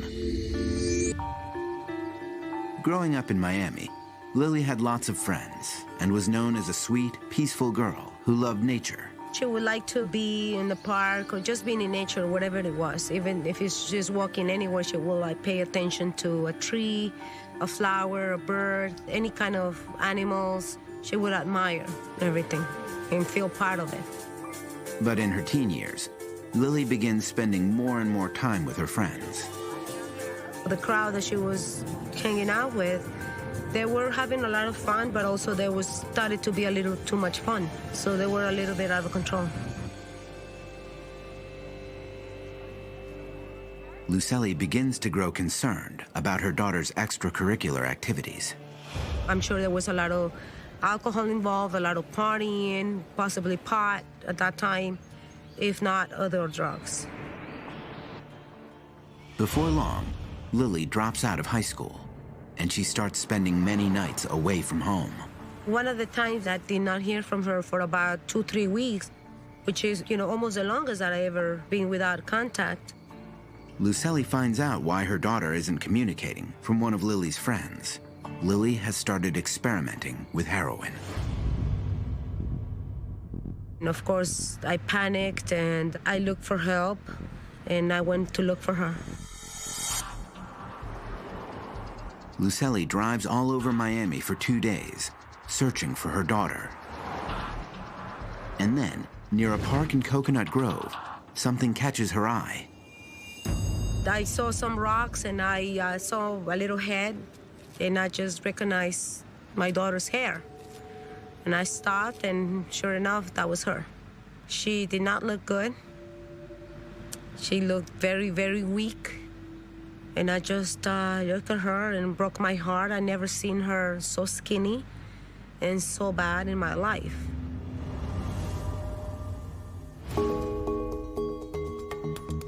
Over the next few years, Lily becomes increasingly involved with heroin and crack. Her life seems to be spiraling downward. And then, in January of 2006, Lily gets some life-changing news. She is pregnant with her boyfriend's child. She was surprised. She wasn't expecting that. She was very happy. For Lily, finding out she was pregnant provided an incentive to turn her life around. She definitely wanted to stop the use of drugs, and she wanted to change her life knowing that there was another person coming into life, and she was responsible for it. She changed completely. She was very positive. She started taking care of things in her life that had been neglected in the past. So it was a very happy time for her. To Lily's mother and her close friend Janet Forte, it looks like Lily is finally headed in the right direction. She was thrilled about it, and it was the happiest moment, the happiest time of her life.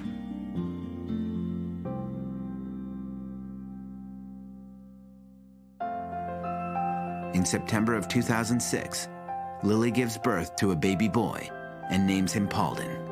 She was nurturing, very loving. She was always holding him, always carrying him and hugging him. In the meantime, Lily breaks up with her boyfriend and starts getting closer to one of her friends, Christian Pacheco. I told her, I was always in love with you. I always loved you. And she's like, I love you. I've always had those feelings for you. What happened, I believe, after Lily giving birth, she felt a little bit too lonely. And Christian was always pursuing her, telling her that he would always be there and offering all these things for her, that security, comfort.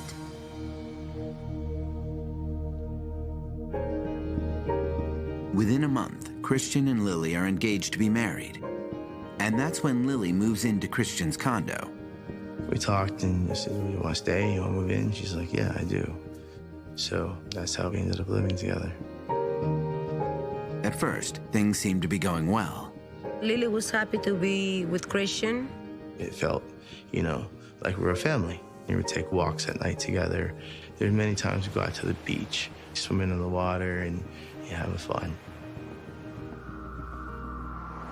But all too soon, Lucely starts to notice a change in her daughter. I can just tell that she wasn't all that happy. It was just that she wasn't open. She would not tell me what was going on. I thought they were probably having a little bit of, adjusting problems and stuff. I thought, being that I hadn't heard from her, I thought it was a good thing. I thought that she was getting her life in order with her fiancé. What Lily's mother and her friend Janet don't know is that Lily is back on drugs. Both she and Christian have been using heroin and crack cocaine, sometimes for days on end. After 3 days of that, your mind starts, just playing tricks on you and getting the better of you. And that's where the problem started. You should be very agitated, very on edge about the littlest things. Lily and Christian begin fighting frequently. On several occasions, the police are called to the condo. I didn't know they were fighting until one day that they called me up and said that there was an argument at the house and the police was there and child services were involved. That's when I knew they were fighting a lot. Paulden was removed from the house. He went to a foster home while Lily was in drug court. Lily is devastated. This day had taken her pride and joy away from her, and I couldn't do anything for her. So I tried to be there to console her, and talk to her and say, look, we just have to do the right thing. So whatever process they want you to go through, we got to go through. Lily checks into a local rehab program, hoping that she can regain custody of Paulden after a 3-month stay. It was a live-in facility, and it was one of the best. So she was very happy about that. She was ready. But after just 2 weeks, Christian gets a discouraging call from Lily. Wednesday, she calls me up and says that I'm out. And she's crying. Lily has relapsed. She had failed a mandatory drug test and was kicked out of the program. Christian picked her up and took her to his house. I wasn't allowed to be with her at the moment because she had no visitations with the baby. And that same day that she got released from the rehab, I got temporary custody of the baby. So she wasn't allowed to be near the baby at that time. Lucely goes home alone with Paulden, desperate to help her daughter, but unsure how to do it.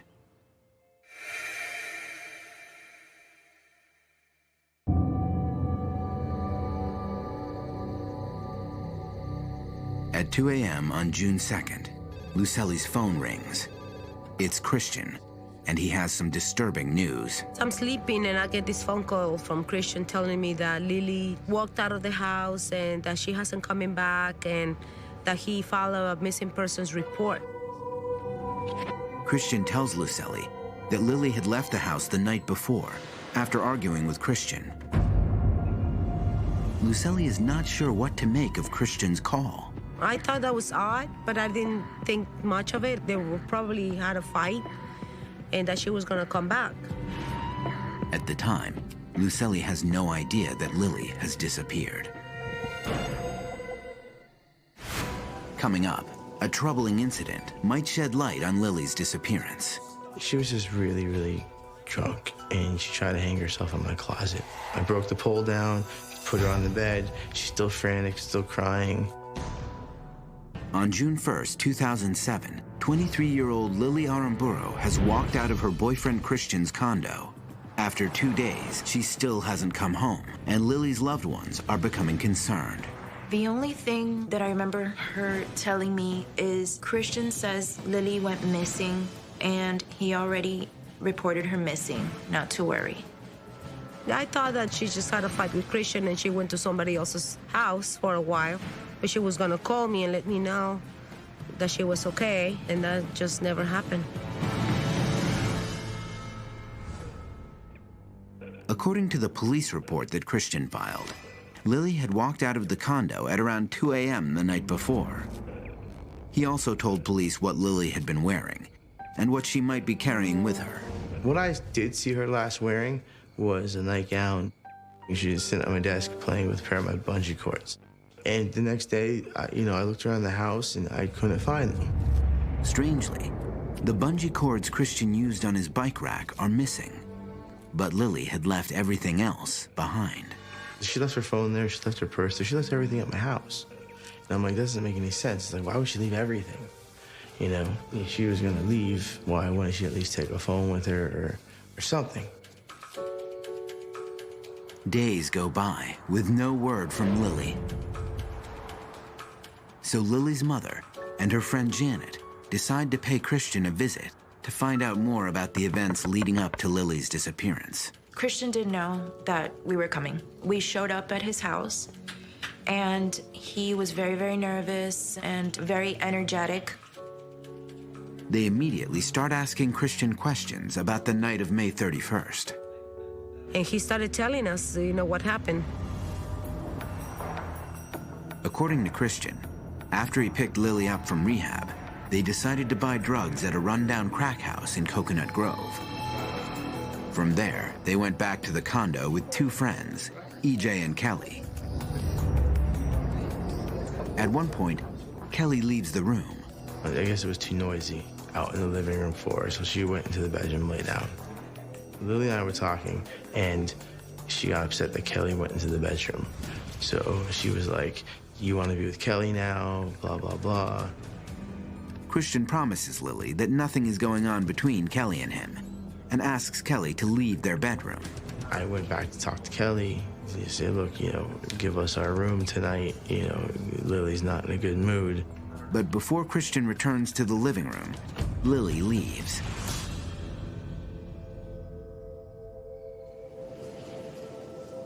So I figured maybe she went to... A lot of times when Lily's upset, she likes to pick flowers. She likes to just have her peaceful time with nature. But then, as the day went on to the next night, I was really starting to get panicky. Like, what happened? Like, where did she go? Why would she just disappear on me like this? One possible theory is that Lily is still out wandering the street in a drug-induced fog. But another element of Christian's police report raises a more troubling possibility. Lily was diagnosed with schizophrenia, bipolar disorder, and depression. The diagnosis had come during Lily's stint at rehab the previous month. I was in shock that a person can have all these diagnoses at once. I knew she was depressed, and I thought it was postpartum depression. Lily was also on medication for depression and anxiety. And according to Christian, she had stopped taking it. One possibility investigators must consider is that Lily has taken her own life. She may have even used the bungee cords to hang herself somewhere outside her home. In fact, according to Christian, she had tried to hang herself just a few weeks earlier. She was just really, really drunk, and she tried to hang herself in my closet. I broke the pole down, put her on the bed. She's still frantic, still crying, and finally was able to calm her down and went to bed that night. Despite Lily's recent psychological evaluation, Lucely and Janet cannot believe that she has committed suicide. Killing herself, not even in the moment like that was so bad, Lily would have done it. It wasn't on her. They also don't think she left intentionally. At that time, I really didn't know what to think, but I felt as if something was wrong. I felt uneasy and worried. I did not think it was a possibility that she simply took off. Still, Lily's mother decides to continue looking for Lily all over Miami. I got in the car and I started looking on the areas that I thought she could possibly be, to the extreme. I was very scared in a way, but I knew I had to do that, so I did. And I ended up being in the worst places ever, like horrible crack houses. For weeks, Lucely maintains the hope that she will find Lily alive. Every time I went there, I thought, oh, the next 5 minutes, I'm gonna find her. Meanwhile, the police conduct searches of the area surrounding the condo. But they find nothing. And then, Lily's mother gets a surprise call from Christian. 2 of his friends have seen Lily. Christian told me that this person had called him and told him that he had seen Lily in downtown Miami. Lucely immediately calls one of the men to confirm the sighting. And I said, are you sure? Tell me exactly, where did you see her? Did you talk to her? What was she wearing? And he just assured me that it was her, that he talked to her, that it was real. With fresh hope that her daughter is alive somewhere in Miami, Lucely and Janet renew their search. Coming up, suspicions grow about the very person who reported Lily missing. His behavior was very strange, and he would not look at us. It sticks out a lot because he did not act like a concerned boyfriend or fiancé. Lily Aramburo's mother and her friend Janet Forte have been searching all over Miami for Lily ever since she disappeared on June 1st, 2007. And now that 2 of her friends have supposedly seen Lily downtown, they intensify their search. Her mom and I went out looking for Lily. We went all over town, up and down, over town, Coconut Grove, Kendall, everywhere and anywhere we thought that we might hear something or find her. I thought I was gonna find my daughter like in the next corner. And I did that for about 3-4 months. I thought I was gonna see her coming home. Every phone call, I thought it was her.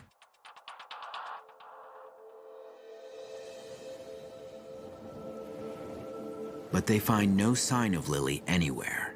I think I started feeling as if something was really wrong after about 2 months. Before then, I was hoping, I was just praying to God that she was somewhere and she'd turn up. But the fact that so much time had passed and she had not made a phone call was very, very strange, especially for a new mother. I mean, she loved her son so much. I just could not see her walking away from him.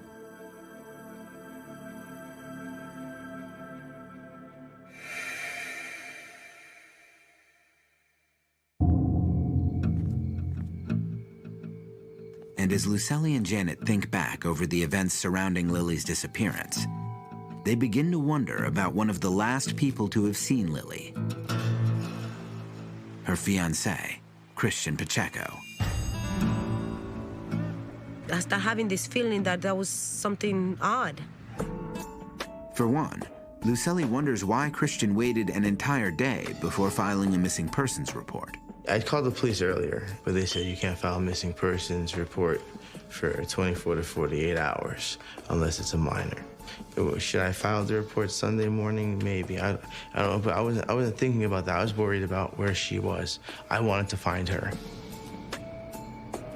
Lucelli also wonders why Christian never called her before he called the police to see if she had heard from Lily. At one point, I thought Kelly had talked to Lily's mom, or somebody talked to Lily's mom.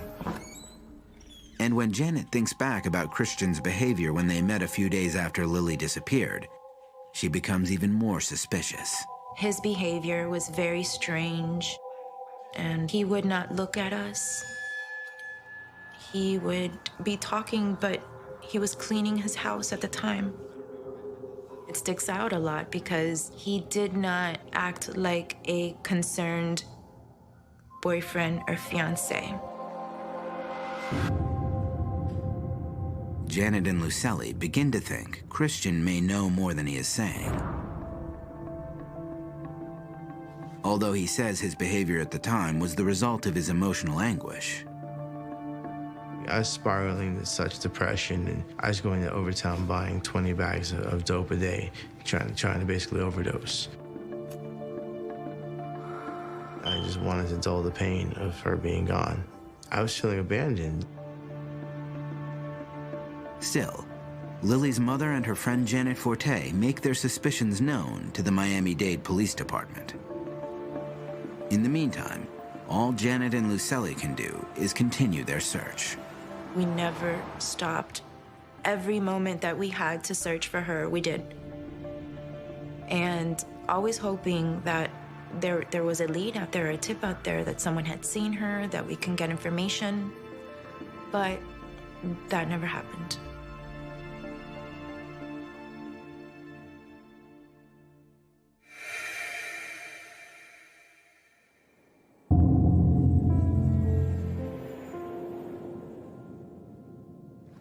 More than a year has gone by since Lily Aramburu first went missing. And both Janet and Lucelli feel that not enough is being done to find her.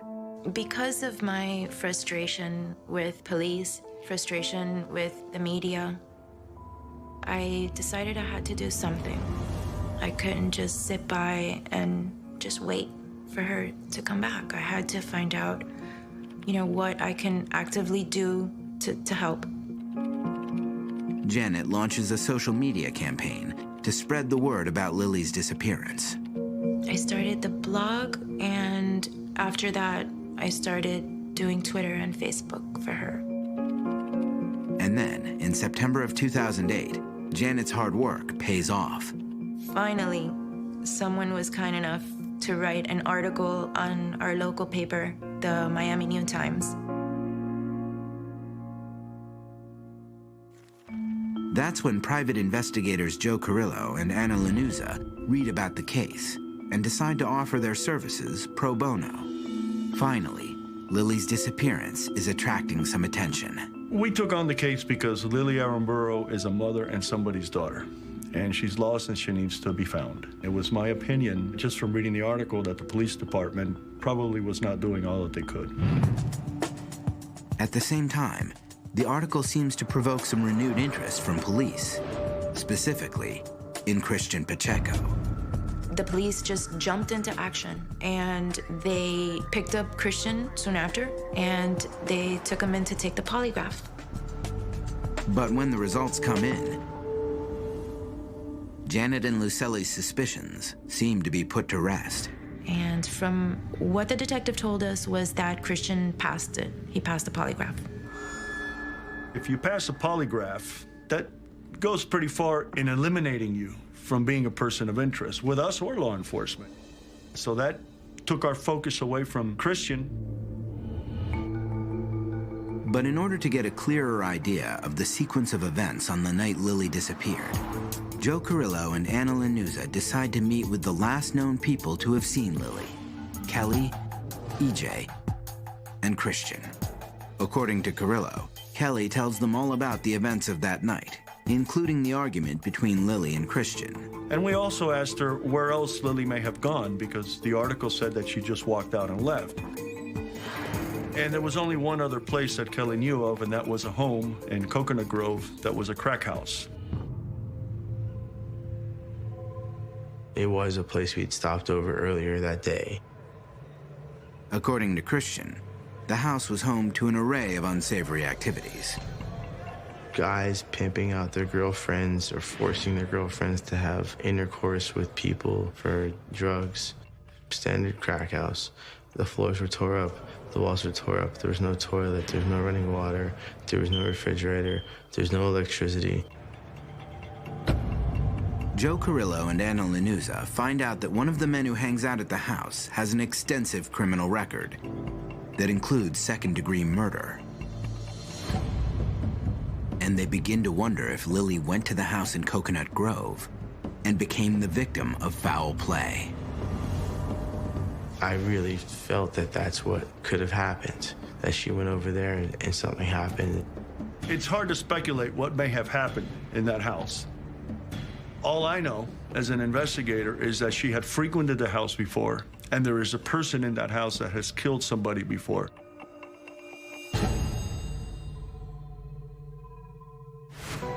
Coming up, a stunning revelation in the case documents leads investigators to a new suspect.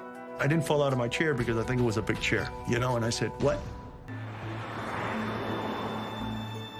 Private investigators Joe Carrillo and Anna Lanuza have stumbled on a new lead in the mysterious disappearance of 23-year-old Lily Aramburo. They think that Lily may have walked or hitchhiked to a rundown crack house in Coconut Grove. In the heat of our little argument, when I was trying to get Kelly out of the room and she had left, you know, I thought, yeah, maybe she had hitchhiked over there.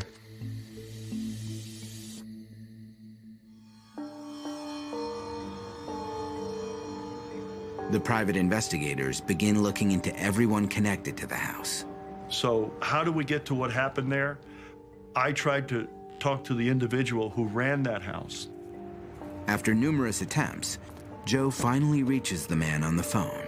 Then I said, listen, I think some girl may have died in that house. I says, I'm not a cop.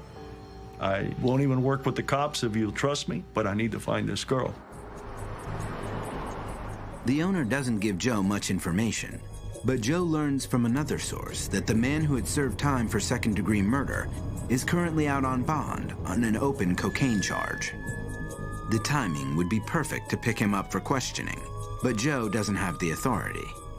What I want to do is build a case and hand it over to the detectives who can do something to this guy. We're limited in what we can do.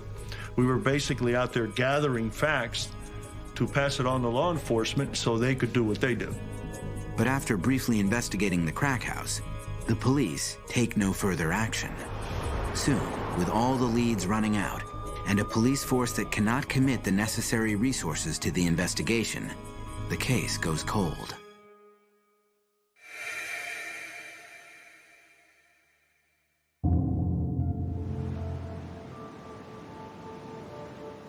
Two years have gone by with no new leads. Lily's son, Paulden, is now 3 years old. And to mark Lily's 26th birthday, Lily's mother and Janet Forte decide to take a drastic step to raise awareness. We thought it would be a good idea to have a hunger strike. We felt it was extreme, but for us it was the only thing that would get the attention, you know, that we were looking for. Janet and I just sat down in downtown Miami for a whole week in a hunger strike, trying to get attention, because at the time we were really frustrated that nobody would pick up the story and nobody knew that Lily was missing. We were very frustrated with the police. They never really did much, and they weren't sharing anything, any information of the little bit of work that they were doing.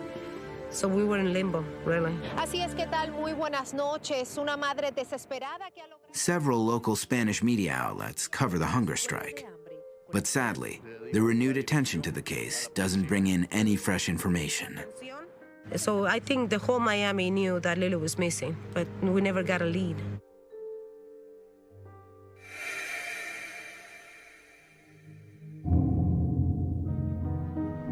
Still, by December of 2010, their efforts may be finding some traction. Miami-Dade homicide detective Ray Hoadley hears about the case from a colleague and volunteers to take it on himself.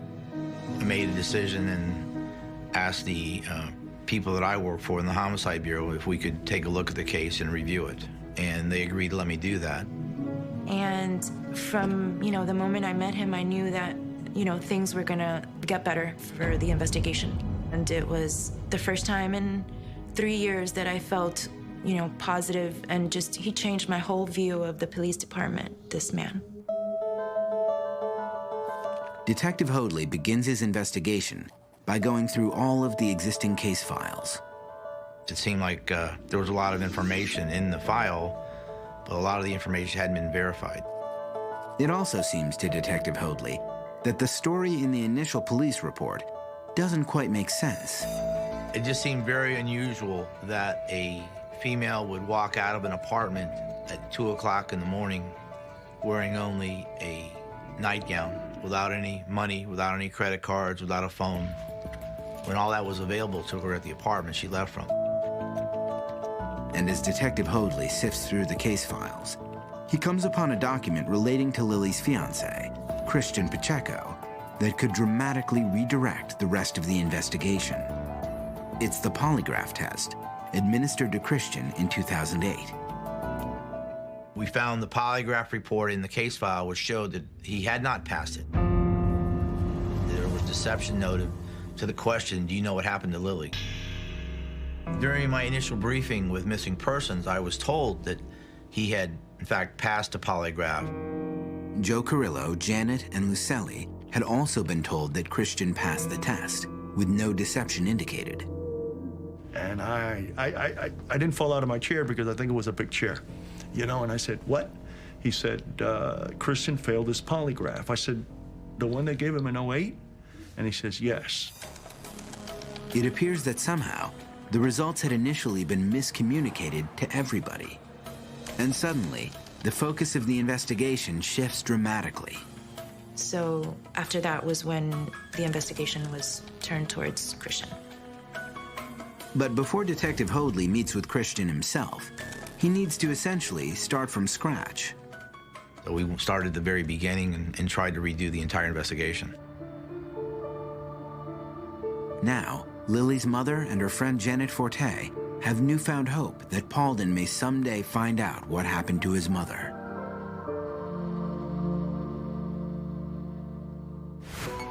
Coming up, suspicions grow, and Lily's mother becomes even more desperate for answers. Somebody knows something, somebody saw something, and I need to know where my daughter is, dead or alive.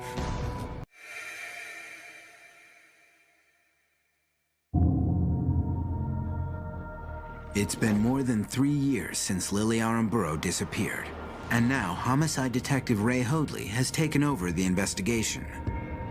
He begins by looking into each possible scenario to see what he can rule out. First, he returns to Lily's last known whereabouts, Christian Pacheco's condo, to be sure that Lily's body is nowhere in the vicinity. So we came back and searched that property. We had canine come out. We had cadaver dogs that were used. He went out on Christmas week. I'll never forget. They went diving into the canal behind the apartment. They cut down huge amount of weeds looking for Lily. And we used aviation to photograph the area and document what we were doing. But investigators don't find any evidence of Lily. Next, Detective Hoadley takes a closer look at the early sightings of Lily that were reported a few weeks after she disappeared.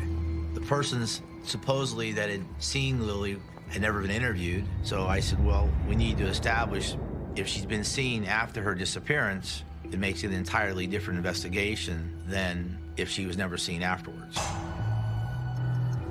Detective Hoadley tracks down the two friends, Elvis and Dario, who had supposedly seen Lily back in 2007. We located Dario, who was still living in the Miami area, and spoke to him about it. And he said absolutely positively he had never seen her. When Hoadley reaches Elvis and asks him if he'd seen Lily, he too says he did not. But his story is even more interesting. Christian told him that if he would tell Lucelli that he had seen Lily downtown or seen and spoken to her, it would make Lucelli feel better and wouldn't be worrying about Lily as much.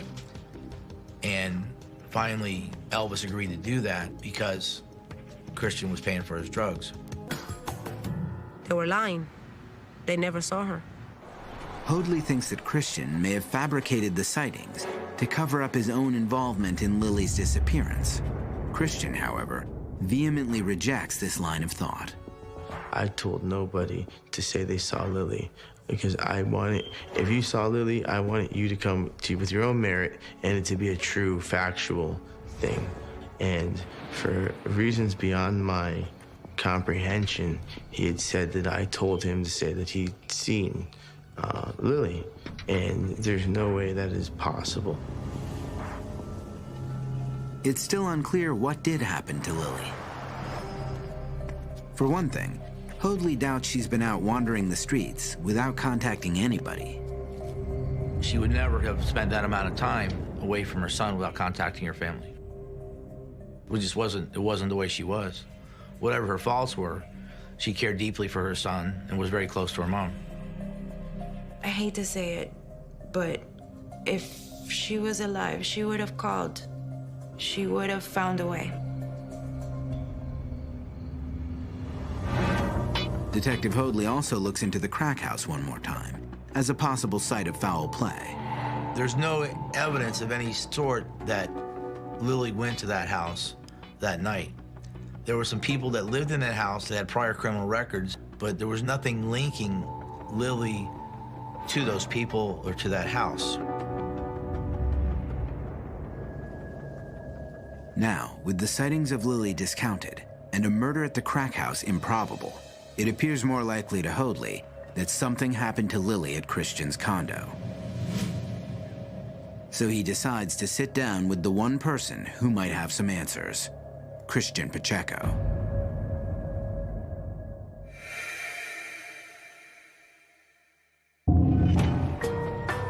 Actually, Christian, that doesn't make any sense that she would walk out and take a bungee cord and not take her phone, not take her money, not take her identification, not wearing any shoes, but she would remember to take a bungee cord. And he said, I thought she was going to kill herself. And then, Christian's story about Lily's attempt to hang herself in his closet changed. At one point, he says it was a tie, and another point, he says it was a bungee cord, because he can't remember which to say. Hoadley suspects that Christian may have made up the suicide story in order to mislead investigators. He convinces Christian to take another polygraph test, and the results, he says, speak for themselves. He failed it. It showed deception in knowing what happened to her. Hoadley says, I don't know, he said, I failed this other one. I don't know. I don't see how it's like, it's the nerves, nervousness or whatever it could be with this whole situation just, eats at me. And do I have guilt? Yes, I have guilt on that I didn't give her that compassion.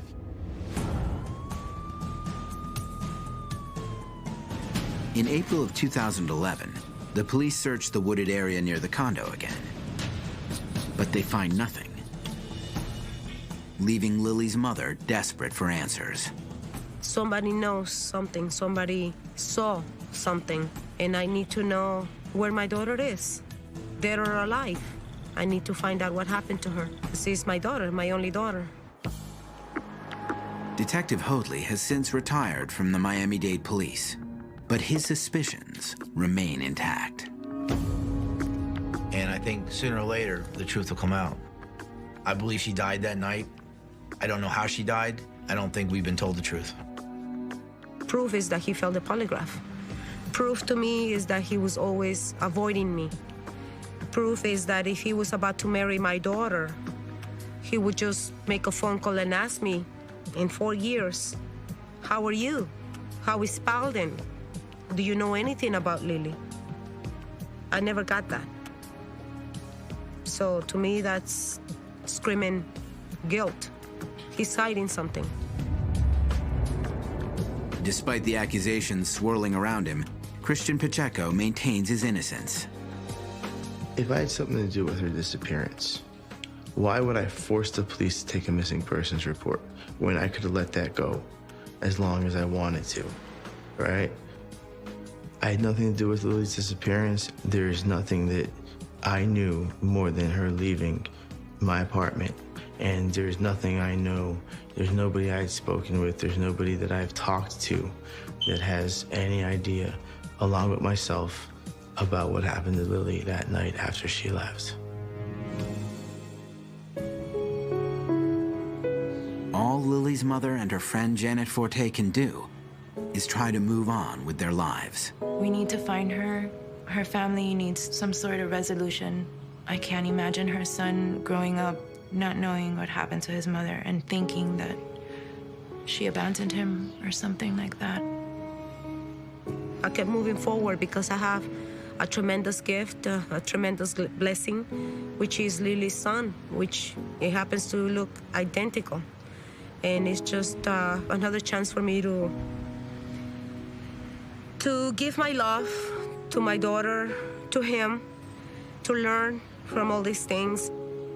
I still believe something is gonna happen. I have to. I have to believe that I'm gonna find out what happened to my daughter.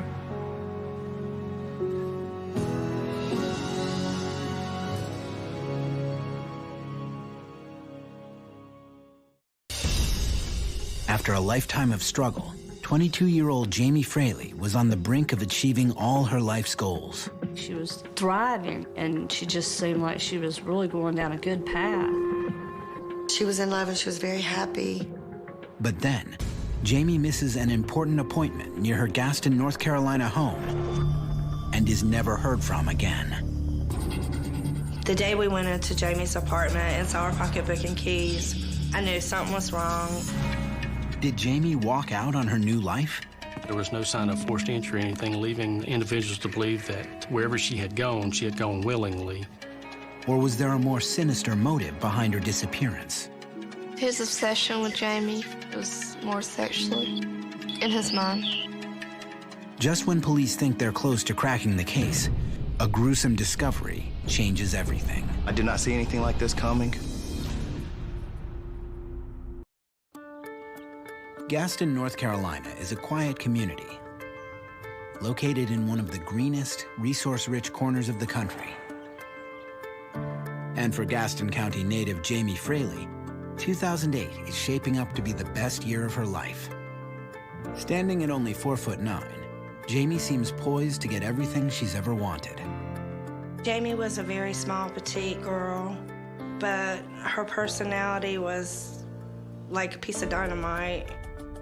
The diminutive 22-year-old is living on her own and studying to pursue a career she is passionate about. Jamie wanted to help people that were on drugs, and she thought that she could save the world. Even better, Jamie has met the boy of her dreams, Ricky Simons Jr. Jamie loved Ricky so much. Jamie was just Ricky Dale crazy. I mean, she was just head over heels in love with him. She even refers to herself as Mrs. Simons on her MySpace page. She was in love and she was very happy. She never let me even think that something was wrong in her life. You know, I just would have never thought that. But life hadn't always been so happy for Jamie. Jamie had health issues from the time that she was born. I had a really hard time bringing her into the world, and we both almost died. Jamie was actually clinically dead when she was born. They had to do CPR on her. Then they said Jamie wouldn't live, and then she made it a year. Then they said she wouldn't make it to 3, and she just beat the odds. She was a miracle. As she got older, Jamie continued to surpass the doctor's expectations. But she still struggled with health and developmental issues associated with her difficult birth. She couldn't gain weight for a long time. She was frail and dependent. Then, when she turned 18, Jamie was diagnosed as bipolar. She really didn't take it seriously. She wasn't taking her medicine. She took it at first, and then she told me that it made her feel funny, and she wasn't taking it anymore. Bipolar disorder, along with her other health issues, made it difficult for Jamie to pass her driver's license test. And so she felt she had no choice but to live at home with her mother. Jamie depended on me for everything because, you know, she had had so many issues in her life. But as she got older, Jamie longed for independence. And when she turns 21, she sets out to get it. When she got older and she was on Social Security, supplementary income, Jamie was assigned a provider to help her with her bills, show her how to keep her bank account, take her to where she needed to go, to her doctor's appointments. And it was hard for us, the whole family, to let her go and try to make it on her own. Having never finished high school, Jamie enrolls in nearby Gaston College to study for her GED and start planning her future. She had really came a long way. She was thriving, and she just seemed like she was really going down a good path. She was doing great. She was just doing her everyday life. She was involved in church real heavy. It's while attending church that Jamie discovers what she wants to do with her life. There was a program there on Friday nights for addiction. Jamie had a friend that had gotten bad into drugs. It was someone that we knew since Jamie was a little girl. Jamie got close to her because she wanted to help her to get off drugs. And that's where that started. And then she started going to the church, getting an idea of how it works. By 2007, everything in Jamie's life seems to be on track. And just when it looks like things can't get any better, she meets Ricky Dale Simons Jr. She had got in an altercation with someone, and Ricky Jr. came to her defense. And then he stepped in and saved her, you know, so that to her, well, he's my hero. The son of her apartment building's maintenance man, Ricky Jr. seems just as crazy about Jamie as she is about him. Jamie called me and told me she had a new boyfriend, and, you know, that they were planning on getting married. Jamie sounded very happy at the time when she told me about her getting married. I was happy for her. Jamie was just ecstatic over Ricky. I've not ever heard her speak of anyone else in that way.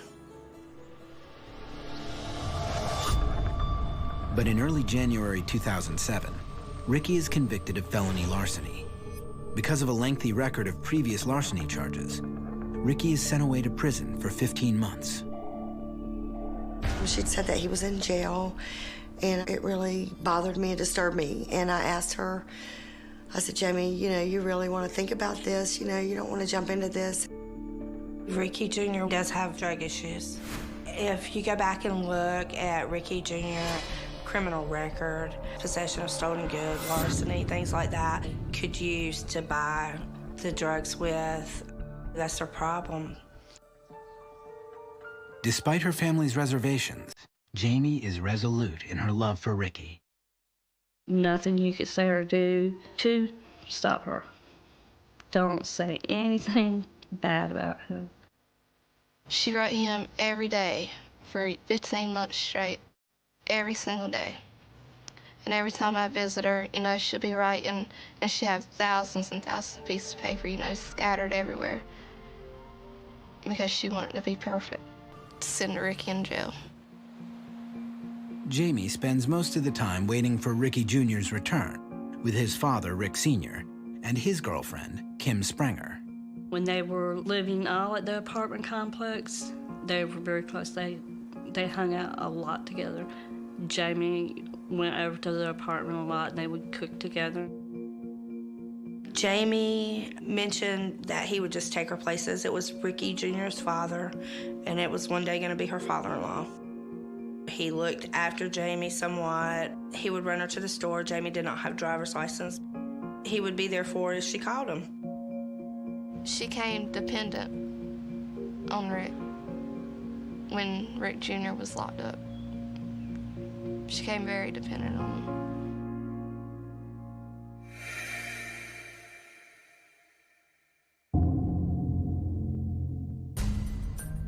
On the morning of April 8th, 2008, Jamie wakes up with a terrible stomachache.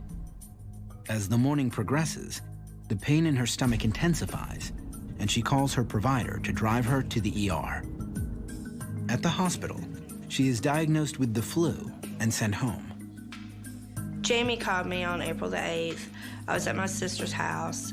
I talked to her. She said she wasn't feeling well, that they had gave her some medication at the hospital. Jamie sounded like she was kind of frustrated. She thought the hospital had gave her the wrong diagnosis. Jamie spends the rest of the day in bed, but her stomachache only gets worse. Despite feeling so sick, Jamie still fulfills her commitment to take care of Kim Sprenger's dog. Kim has recently split up with Rick Sr. Kim would bring her dog over for Jamie to babysit. When Kim arrives in the early afternoon to pick up the dog, she finds Jamie sick in bed. After taking some time to make her more comfortable, she offers to drop off Jamie's prescription at the drugstore. Jamie never picks up the medication. And by the time night falls, Jamie is so sick, she decides she needs to go back to the hospital. She had Rick to take her back to the hospital, and Jamie was impatient, and there was like a 3 or 4 hour wait, and so she decided she wasn't going to wait. But when she calls Rick Sr. to pick her up, he does not answer his cell phone, so Jamie has to get another friend to bring her home. I called her. I'm wanting to say it was close to midnight. She said that she had been throwing up, and she told me that, you know, she kind of had the chills. Jamie's mother offers to pick her up and bring her to her house an hour away. But Jamie is determined to keep an appointment she had the following morning, close to her apartment. She said, no, I don't want to come spend the night over there because I have an appointment in the morning with the Social Security office that I can't miss. And, you know, we're like, well, call us, you know, if you need us. And, I love you. Bye. No. The last time I spoke to her. After hanging up with her mother, Jamie continues to call friends and write emails, including a quick note to her friend Linda's son.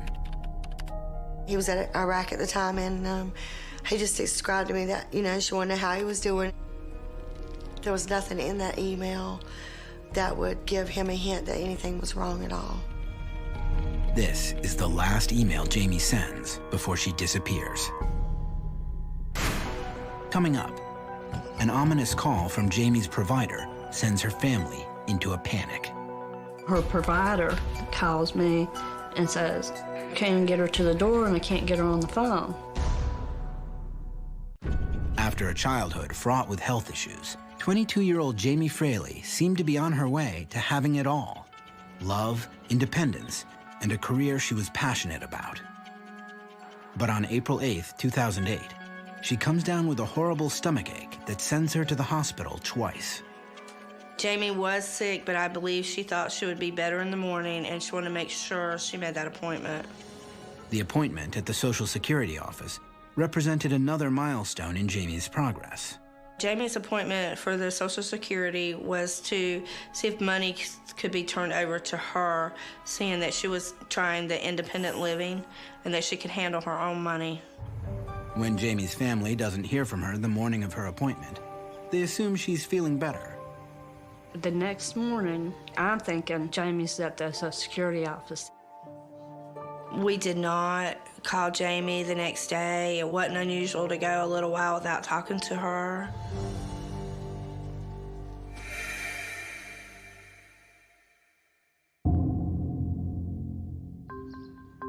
On the morning of April 10th, Jamie's mother receives a troubling call. Her provider, who was supposed to pick her up for her appointment, calls me and says, I went to pick Jamie up for her appointment yesterday, and I can't get her to the door and I can't get her on the phone. She waited a whole day to tell me this. According to the provider, she had knocked repeatedly on Jamie's door, and after failing to get a response, eventually left. She's like, well, what do you want me to do? I said, we're gonna call the police. Because she had been sick, you know, we're thinking, you know, she can't get up or be hurt. You know, she is bipolar. She has been sick. The police send an officer to Jamie's apartment to do a welfare check and make sure Jamie isn't hurt. We were contacted by Jamie's mother, Kim Fraley, advised that she hadn't spoken to Jamie possibly 2 days. Patrol units went out to the residence and checked her apartment. Did not see anything that seemed out of the ordinary. Police make note of her bipolar disorder, but surmise that Jamie just stepped out for a bit and will show up later. There was no sign of forced entry or anything, leaving individuals to believe that wherever she had gone willingly, and there was no signs of a struggle or anything that would indicate otherwise. But despite the officer's claims that nothing looks amiss, Jamie's mother, aunt, and cousin decide to head to the apartment and look around for themselves. We went to the apartment. The apartment was locked, but her house keys and purse were still sitting in the apartment. She had a habit of going outside, sticking her cell phone in her back pocket. If it was just to go over to the neighbors, something like that. You know, if she was just going somewhere shortly, you know, but it was unusual. Next, the women make their way to the bedroom. You knew that she had been sick on her stomach. It was everywhere. After seeing just how sick Jamie was that night, her mother is even more alarmed by Jamie's absence. I don't see Jamie walking in the middle of the night by herself, sick and throwing up. No, I don't see it. And there are a few other subtle clues in the apartment that reinforce her mother's feeling that something isn't right. At the top of her stairs, there was no shoelaces in the shoes. And that just, it seemed really, really weird. That was the shoes Jamie always wears, besides her flip-flops. Never known her to not wear laces in her shoes. The women immediately call the police back. We were contacted again by Jamie's family at that time. Patrol units went back out to the residence, checked her apartment again with her aunt. It didn't suggest that anything of foul play or foul nature took place. They told us that she was an adult, she could go missing if she wanted to, and that she would probably return home. While the police are searching the apartment, the women wait in the parking lot and continue to call Jamie's cell phone. We tried to call her, but I didn't get an answer. But finally, someone picks up. Unfortunately, the voice on the other end isn't Jamie's. And a man answered it, and we're like, who are you, and why do you have her phone? Coming up, investigators discover Jamie was keeping a secret. What really got me was that Jamie knew and did not tell us. Jamie Fraley hasn't been seen or heard from in 2 days. While the petite 22-year-old's apartment doesn't display any overt signs of foul play, her family is sure that something has happened to Jamie. The day we went into Jamie's apartment and saw her pocketbook and keys, I knew something was wrong. Her family has repeatedly tried to call her cell phone, with no luck. But on April 10th, 2008, someone finally picks up. We kept calling her phone, and a man answered it. It's like, well, I'm the cable man. I was over here working on the cable lines, and I heard his phone ringing down on the ground, and I just picked it up. When I heard that, it's like you automatically know something's not right, you know, and I just fell down into the parking lot and started screaming. An officer is immediately sent out to recover the phone. The phone was found in the roadway, the north-south lane off of South New Hope. It was found in the middle of the roadway, scuffed up. By all accounts, Jamie was never without her cell phone. First thing I thought when her phone was found on the side of the road, it's like, that ain't Jamie. At one time, she did have 2 house phones and 2 cell phones, just so little Rick can call her from prison. That ain't like Jamie. Speaking with family and friends, Jamie always had her cell phone with her, so it led us to believe that either she lost the phone, tossed the phone, or someone might have tossed the phone that was not Jamie. 3 days after Jamie is last seen, police conduct a full-scale search of the wooded area where Jamie's phone was found. The area around the phone was searched multiple times. Canines have been used. Areas around the apartment complex have been searched, as well as bodies of water. There was no trace of Jamie anywhere besides just her phone. Officers also questioned neighbors to see if they had noticed anything wrong in the days leading up to her disappearance. They gave me a general overview of Jamie, that she's a nice person, lived alone, that she didn't drive, that she required a ride when she went to go to places. We actually spoke to a neighbor who advised that they saw her walk into her residence around midnight, and that was the last person we have found to say that they saw Jamie alive. There's nothing that we've collected from friends, family, and neighbors that would suggest that anything else was wrong. One thing everyone comments on is that Rick Simon Sr. and Jamie spent a lot of time together. Well, according to the investigation, they were quite friendly. They lived 2 doors down from each other. She was dating Mr. Simon Sr.'s son, who was incarcerated at the time. And so the family connection was fairly obvious. People said that Rick Simon Sr. helped Jamie a good bit with rides and things of that nature. Investigators immediately asked Rick Sr. to come to the station for an interview.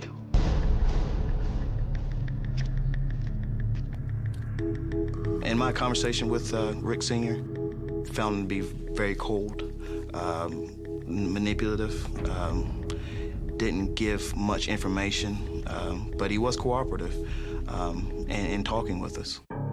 When he does a routine background check, Detective Bloom discovers that Rick Sr. has a violent criminal past. Rick Sr. was an individual that's gotten in some trouble with the law through drug use, petty crimes. He was also charged with murder of a girlfriend years previous. After serving just 6 years on a manslaughter conviction for strangling his ex-girlfriend to death, Rick Sr. had been released from prison for good behavior. But even after he gets out, he continues to be a regular presence at the police station. Ricky Simon Sr. did have a long history of drug use and crimes such as larceny, burglaries, petty theft, that sort of thing. Drugs did have a large impact on his life, so he sought them out on a regular basis, and in order to support that type of activity, he had to be involved in some criminal activity. I was surprised when I found out about Ricky Sr.'s background. I just wasn't aware of his drug use or his criminal background at all. While her family may have been surprised, it appears that Jamie knew about Rick Sr.'s past. About 8 or 9 months before Jamie disappeared is when I found out about Rick Sr. killing someone, about his past. And I didn't know whether to believe her or I just didn't know what to say to her. she seemed like she didn't want to believe it. Like she didn't believe it herself. She still put all this trust in the big Rick and, you know, depended on him so much. And I know why Jamie didn't tell us, because that was Ricky Jr.'s father. Jamie gave everybody the benefit of the doubt. You know, everybody can change. You know, that was her way of thinking.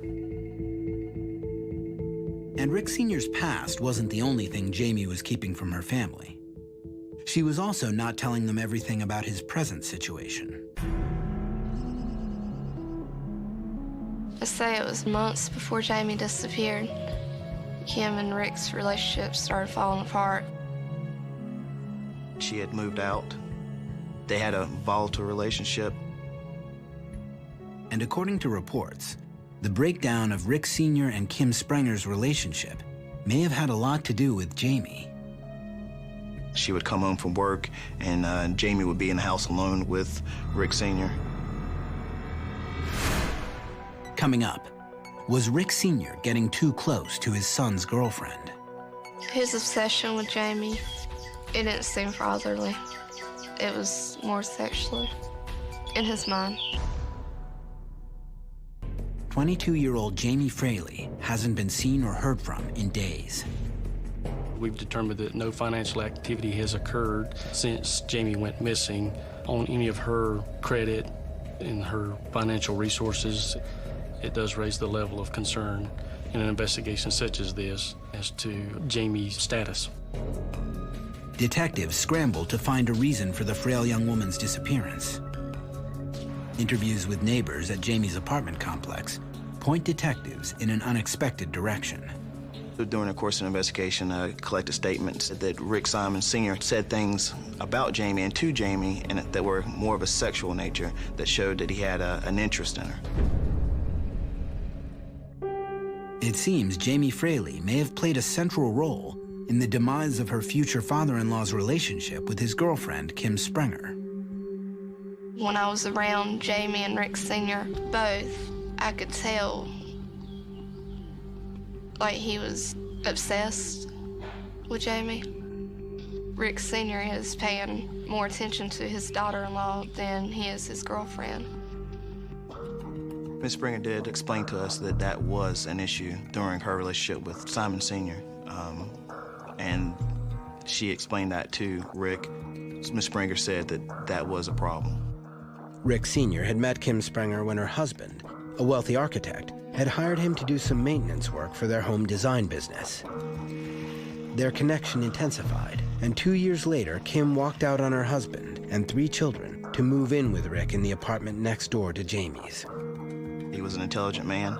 As far as animal magnetism that women felt towards him, and speaking with people who had, females that had dealings with him, it was something that was unexplainable. But he did have that ability and that control over women. And there is a darker bond tying Kim Sprenger to Rick Sr. Both Rick Sr. and Kim Sprenger were addicts. Jamie tries to help Rick Sr. and Kim overcome their addiction. You should tell them that you're hurting yourself. How can you do this to yourself? You're putting yourself down. You're hurting your body. They would ignore all the time. But Jamie doesn't give up trying to rehab the couple and is a regular presence at Rick Sr. and Kim's house. According to investigators, after his son is sent to prison, Rick Sr. begins to act inappropriately toward Jamie.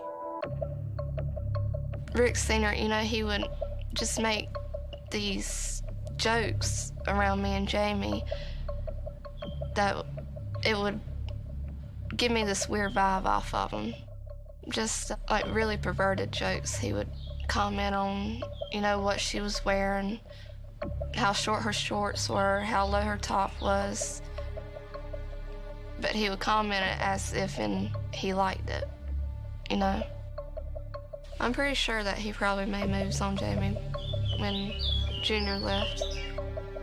He commented on some comments that he might have made that may have been uncomfortable. His relationship with his son wasn't the best relationship in the world. They did not see eye to eye on many occasions. Then, in late 2007, 6 months before Jamie disappears, Kim decides to end the relationship.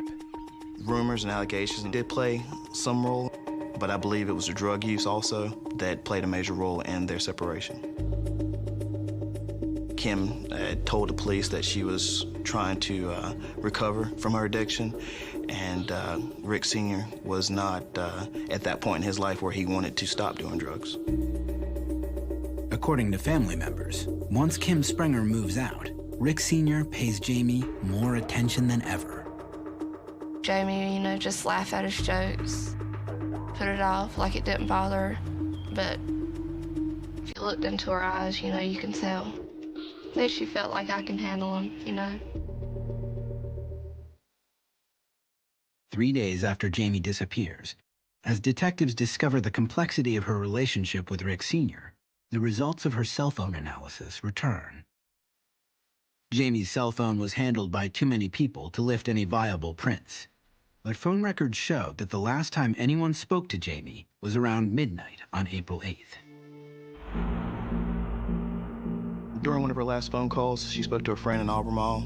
That friend in Albemarle said that Jamie was being picked up by someone in a truck, and from there, that was the last conversation that we know of. Rick Sr. had already confirmed that he had taken Jamie to the hospital once that day. Police wonder, could he have been the ride Jamie spoke of? Rick Sr. actually drove a white panel van that can be referred to as a truck. Police speculate that if Rick Sr. gave Jamie a ride that night, then he would have been the last person to see her before she disappeared. Then, detectives get a call about a strange roadside discovery close to Jamie's apartment complex. During the investigation, we had a phone call about a bag of trash that was located approximately 2.5 miles from Jamie Fraley's apartment complex. Patrol officers responded to that scene during the investigation, identified that trash bag as belonging to Ricky Simons Sr. Mr. Simons advised that he had a flat tire, and he removed the trash in order to get to a spare. I definitely thought it was odd. The bag is located 1.5 miles from where Jamie's cell phone was discarded. If you connected the cell phone, the bag of trash, and the apartment complex, you would have a perfect triangle almost. It indicates the mode of travel or path of travel that Mr. Simons Sr. may have been taking. Detectives aren't quite sure what to make of the trash bag. But as they gather more information, it seems increasingly clear to investigators that Rick Sr. had something to do with Jamie's disappearance. Mr. Simons Sr. was probably the strongest person of interest at this point of the investigation.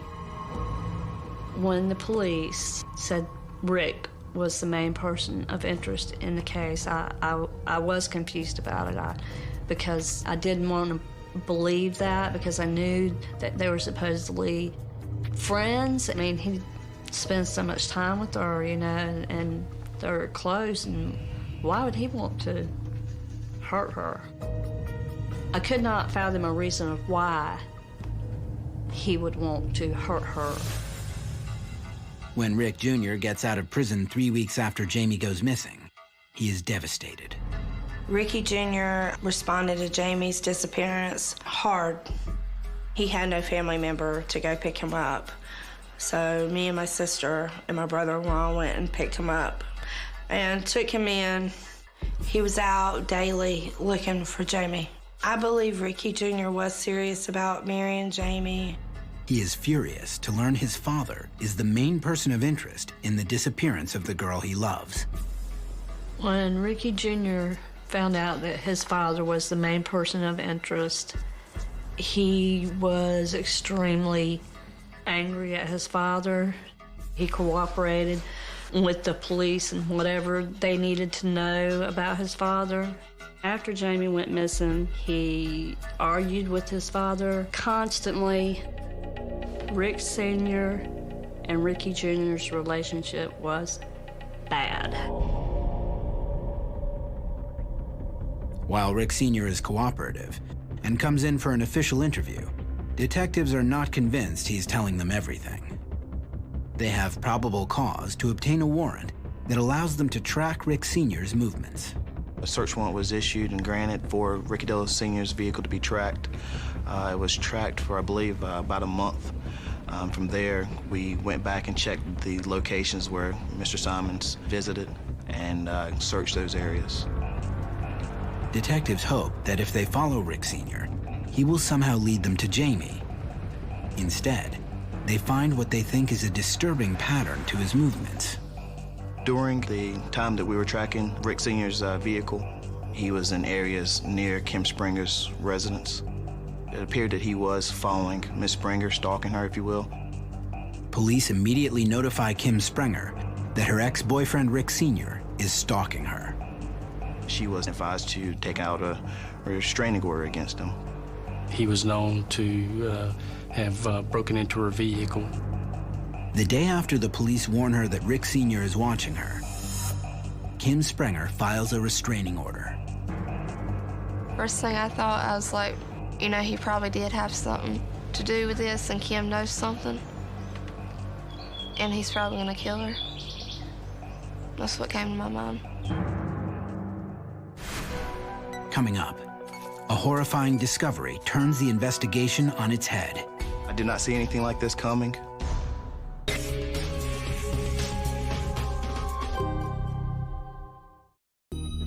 "22-year-old North Carolina native Jamie Fraley has been missing for nearly 2 months. Investigators think Ricky Dale Simons Sr., the father of Jamie's boyfriend, may have had something to do with her disappearance and have him under surveillance. We were able to identify Ricky Simons Sr.'s travels, and through identifying those areas of travel and methods of travel and where he frequented, helped us lead us to areas of interest when it comes to Jamie's disappearance. But police are alarmed when they discover what they believe to be an ominous pattern to the places he frequents.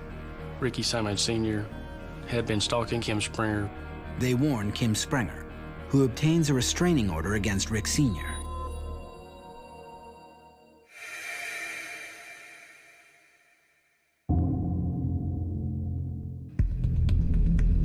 A month after taking out the restraining order, Kim is running errands when she notices a strange smell wafting through the car.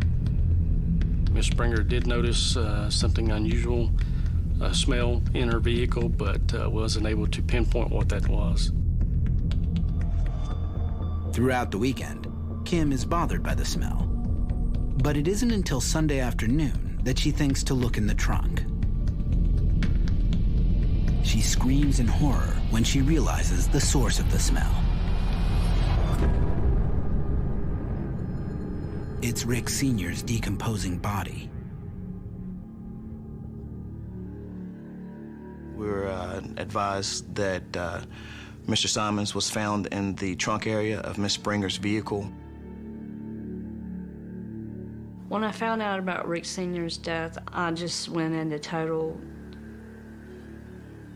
shock. I couldn't, I just started squalling. I was devastated. I wasn't devastated because of what happened to him. I was devastated because if he had any answers, I knew right then we would never know. Police speculate that Rick Sr., Kim's ex-boyfriend, had been dead in the trunk for nearly 2 days before he was discovered.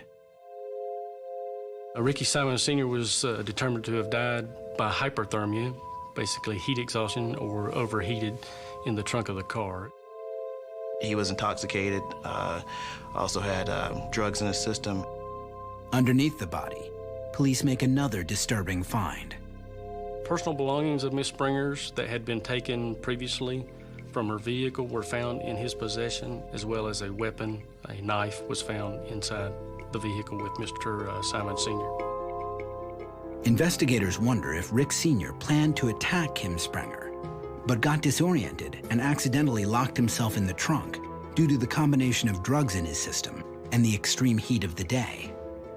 Prior to Mr. Simons' death, he made comments to friends that he was going to give Kim Springer the surprise of her life. We would theorize or speculate that Ricky Simon Sr. was there to cause Miss Springer harm. The death of Rick Simon Sr. is a major setback to the investigation into what happened to Jamie. I talked to Rick Sr. on the phone a couple of times, and the only thing that stuck out to me, and still to this day it sticks with me, is a conversation that we had, and he said he had been doing some searching himself, and he said, well, you know, he said, maybe somebody's got her and just doesn't want to give her back. That has haunted me ever since. Mr. Simon Sr.'s death closes out a source of information, and quite possibly a source who may have had the last contact with Jamie. And so his death does have a large impact on this investigation. But tips from other sources keep coming in, and detectives are optimistic that one day they will find out what happened to Jamie.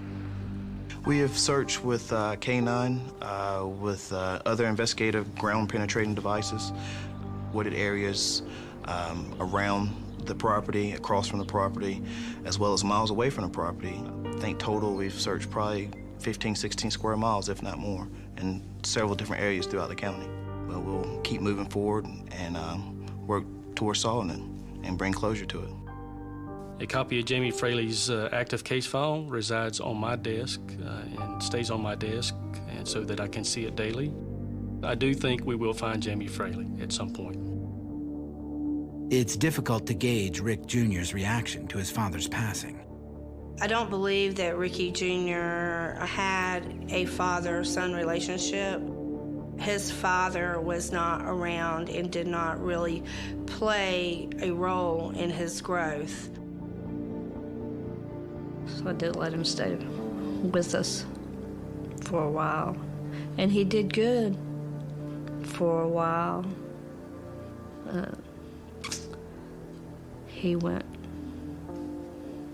and got back on drugs and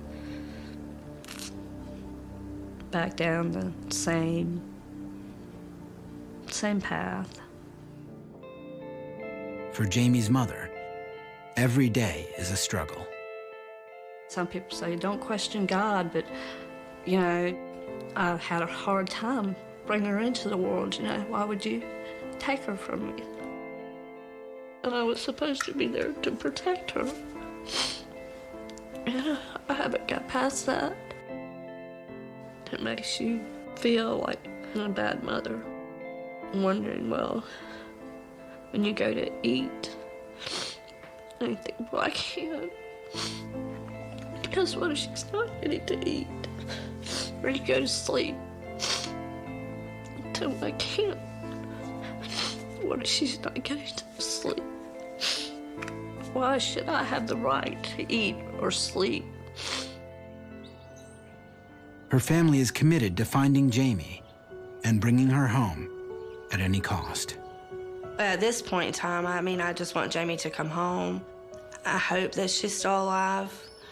The odds are against us right now, but we can't give up hope. I'll never give up on Jamie. Never. Just when I close my eyes, I can remember her laugh, her smile, the light in her eyes. She's my angel.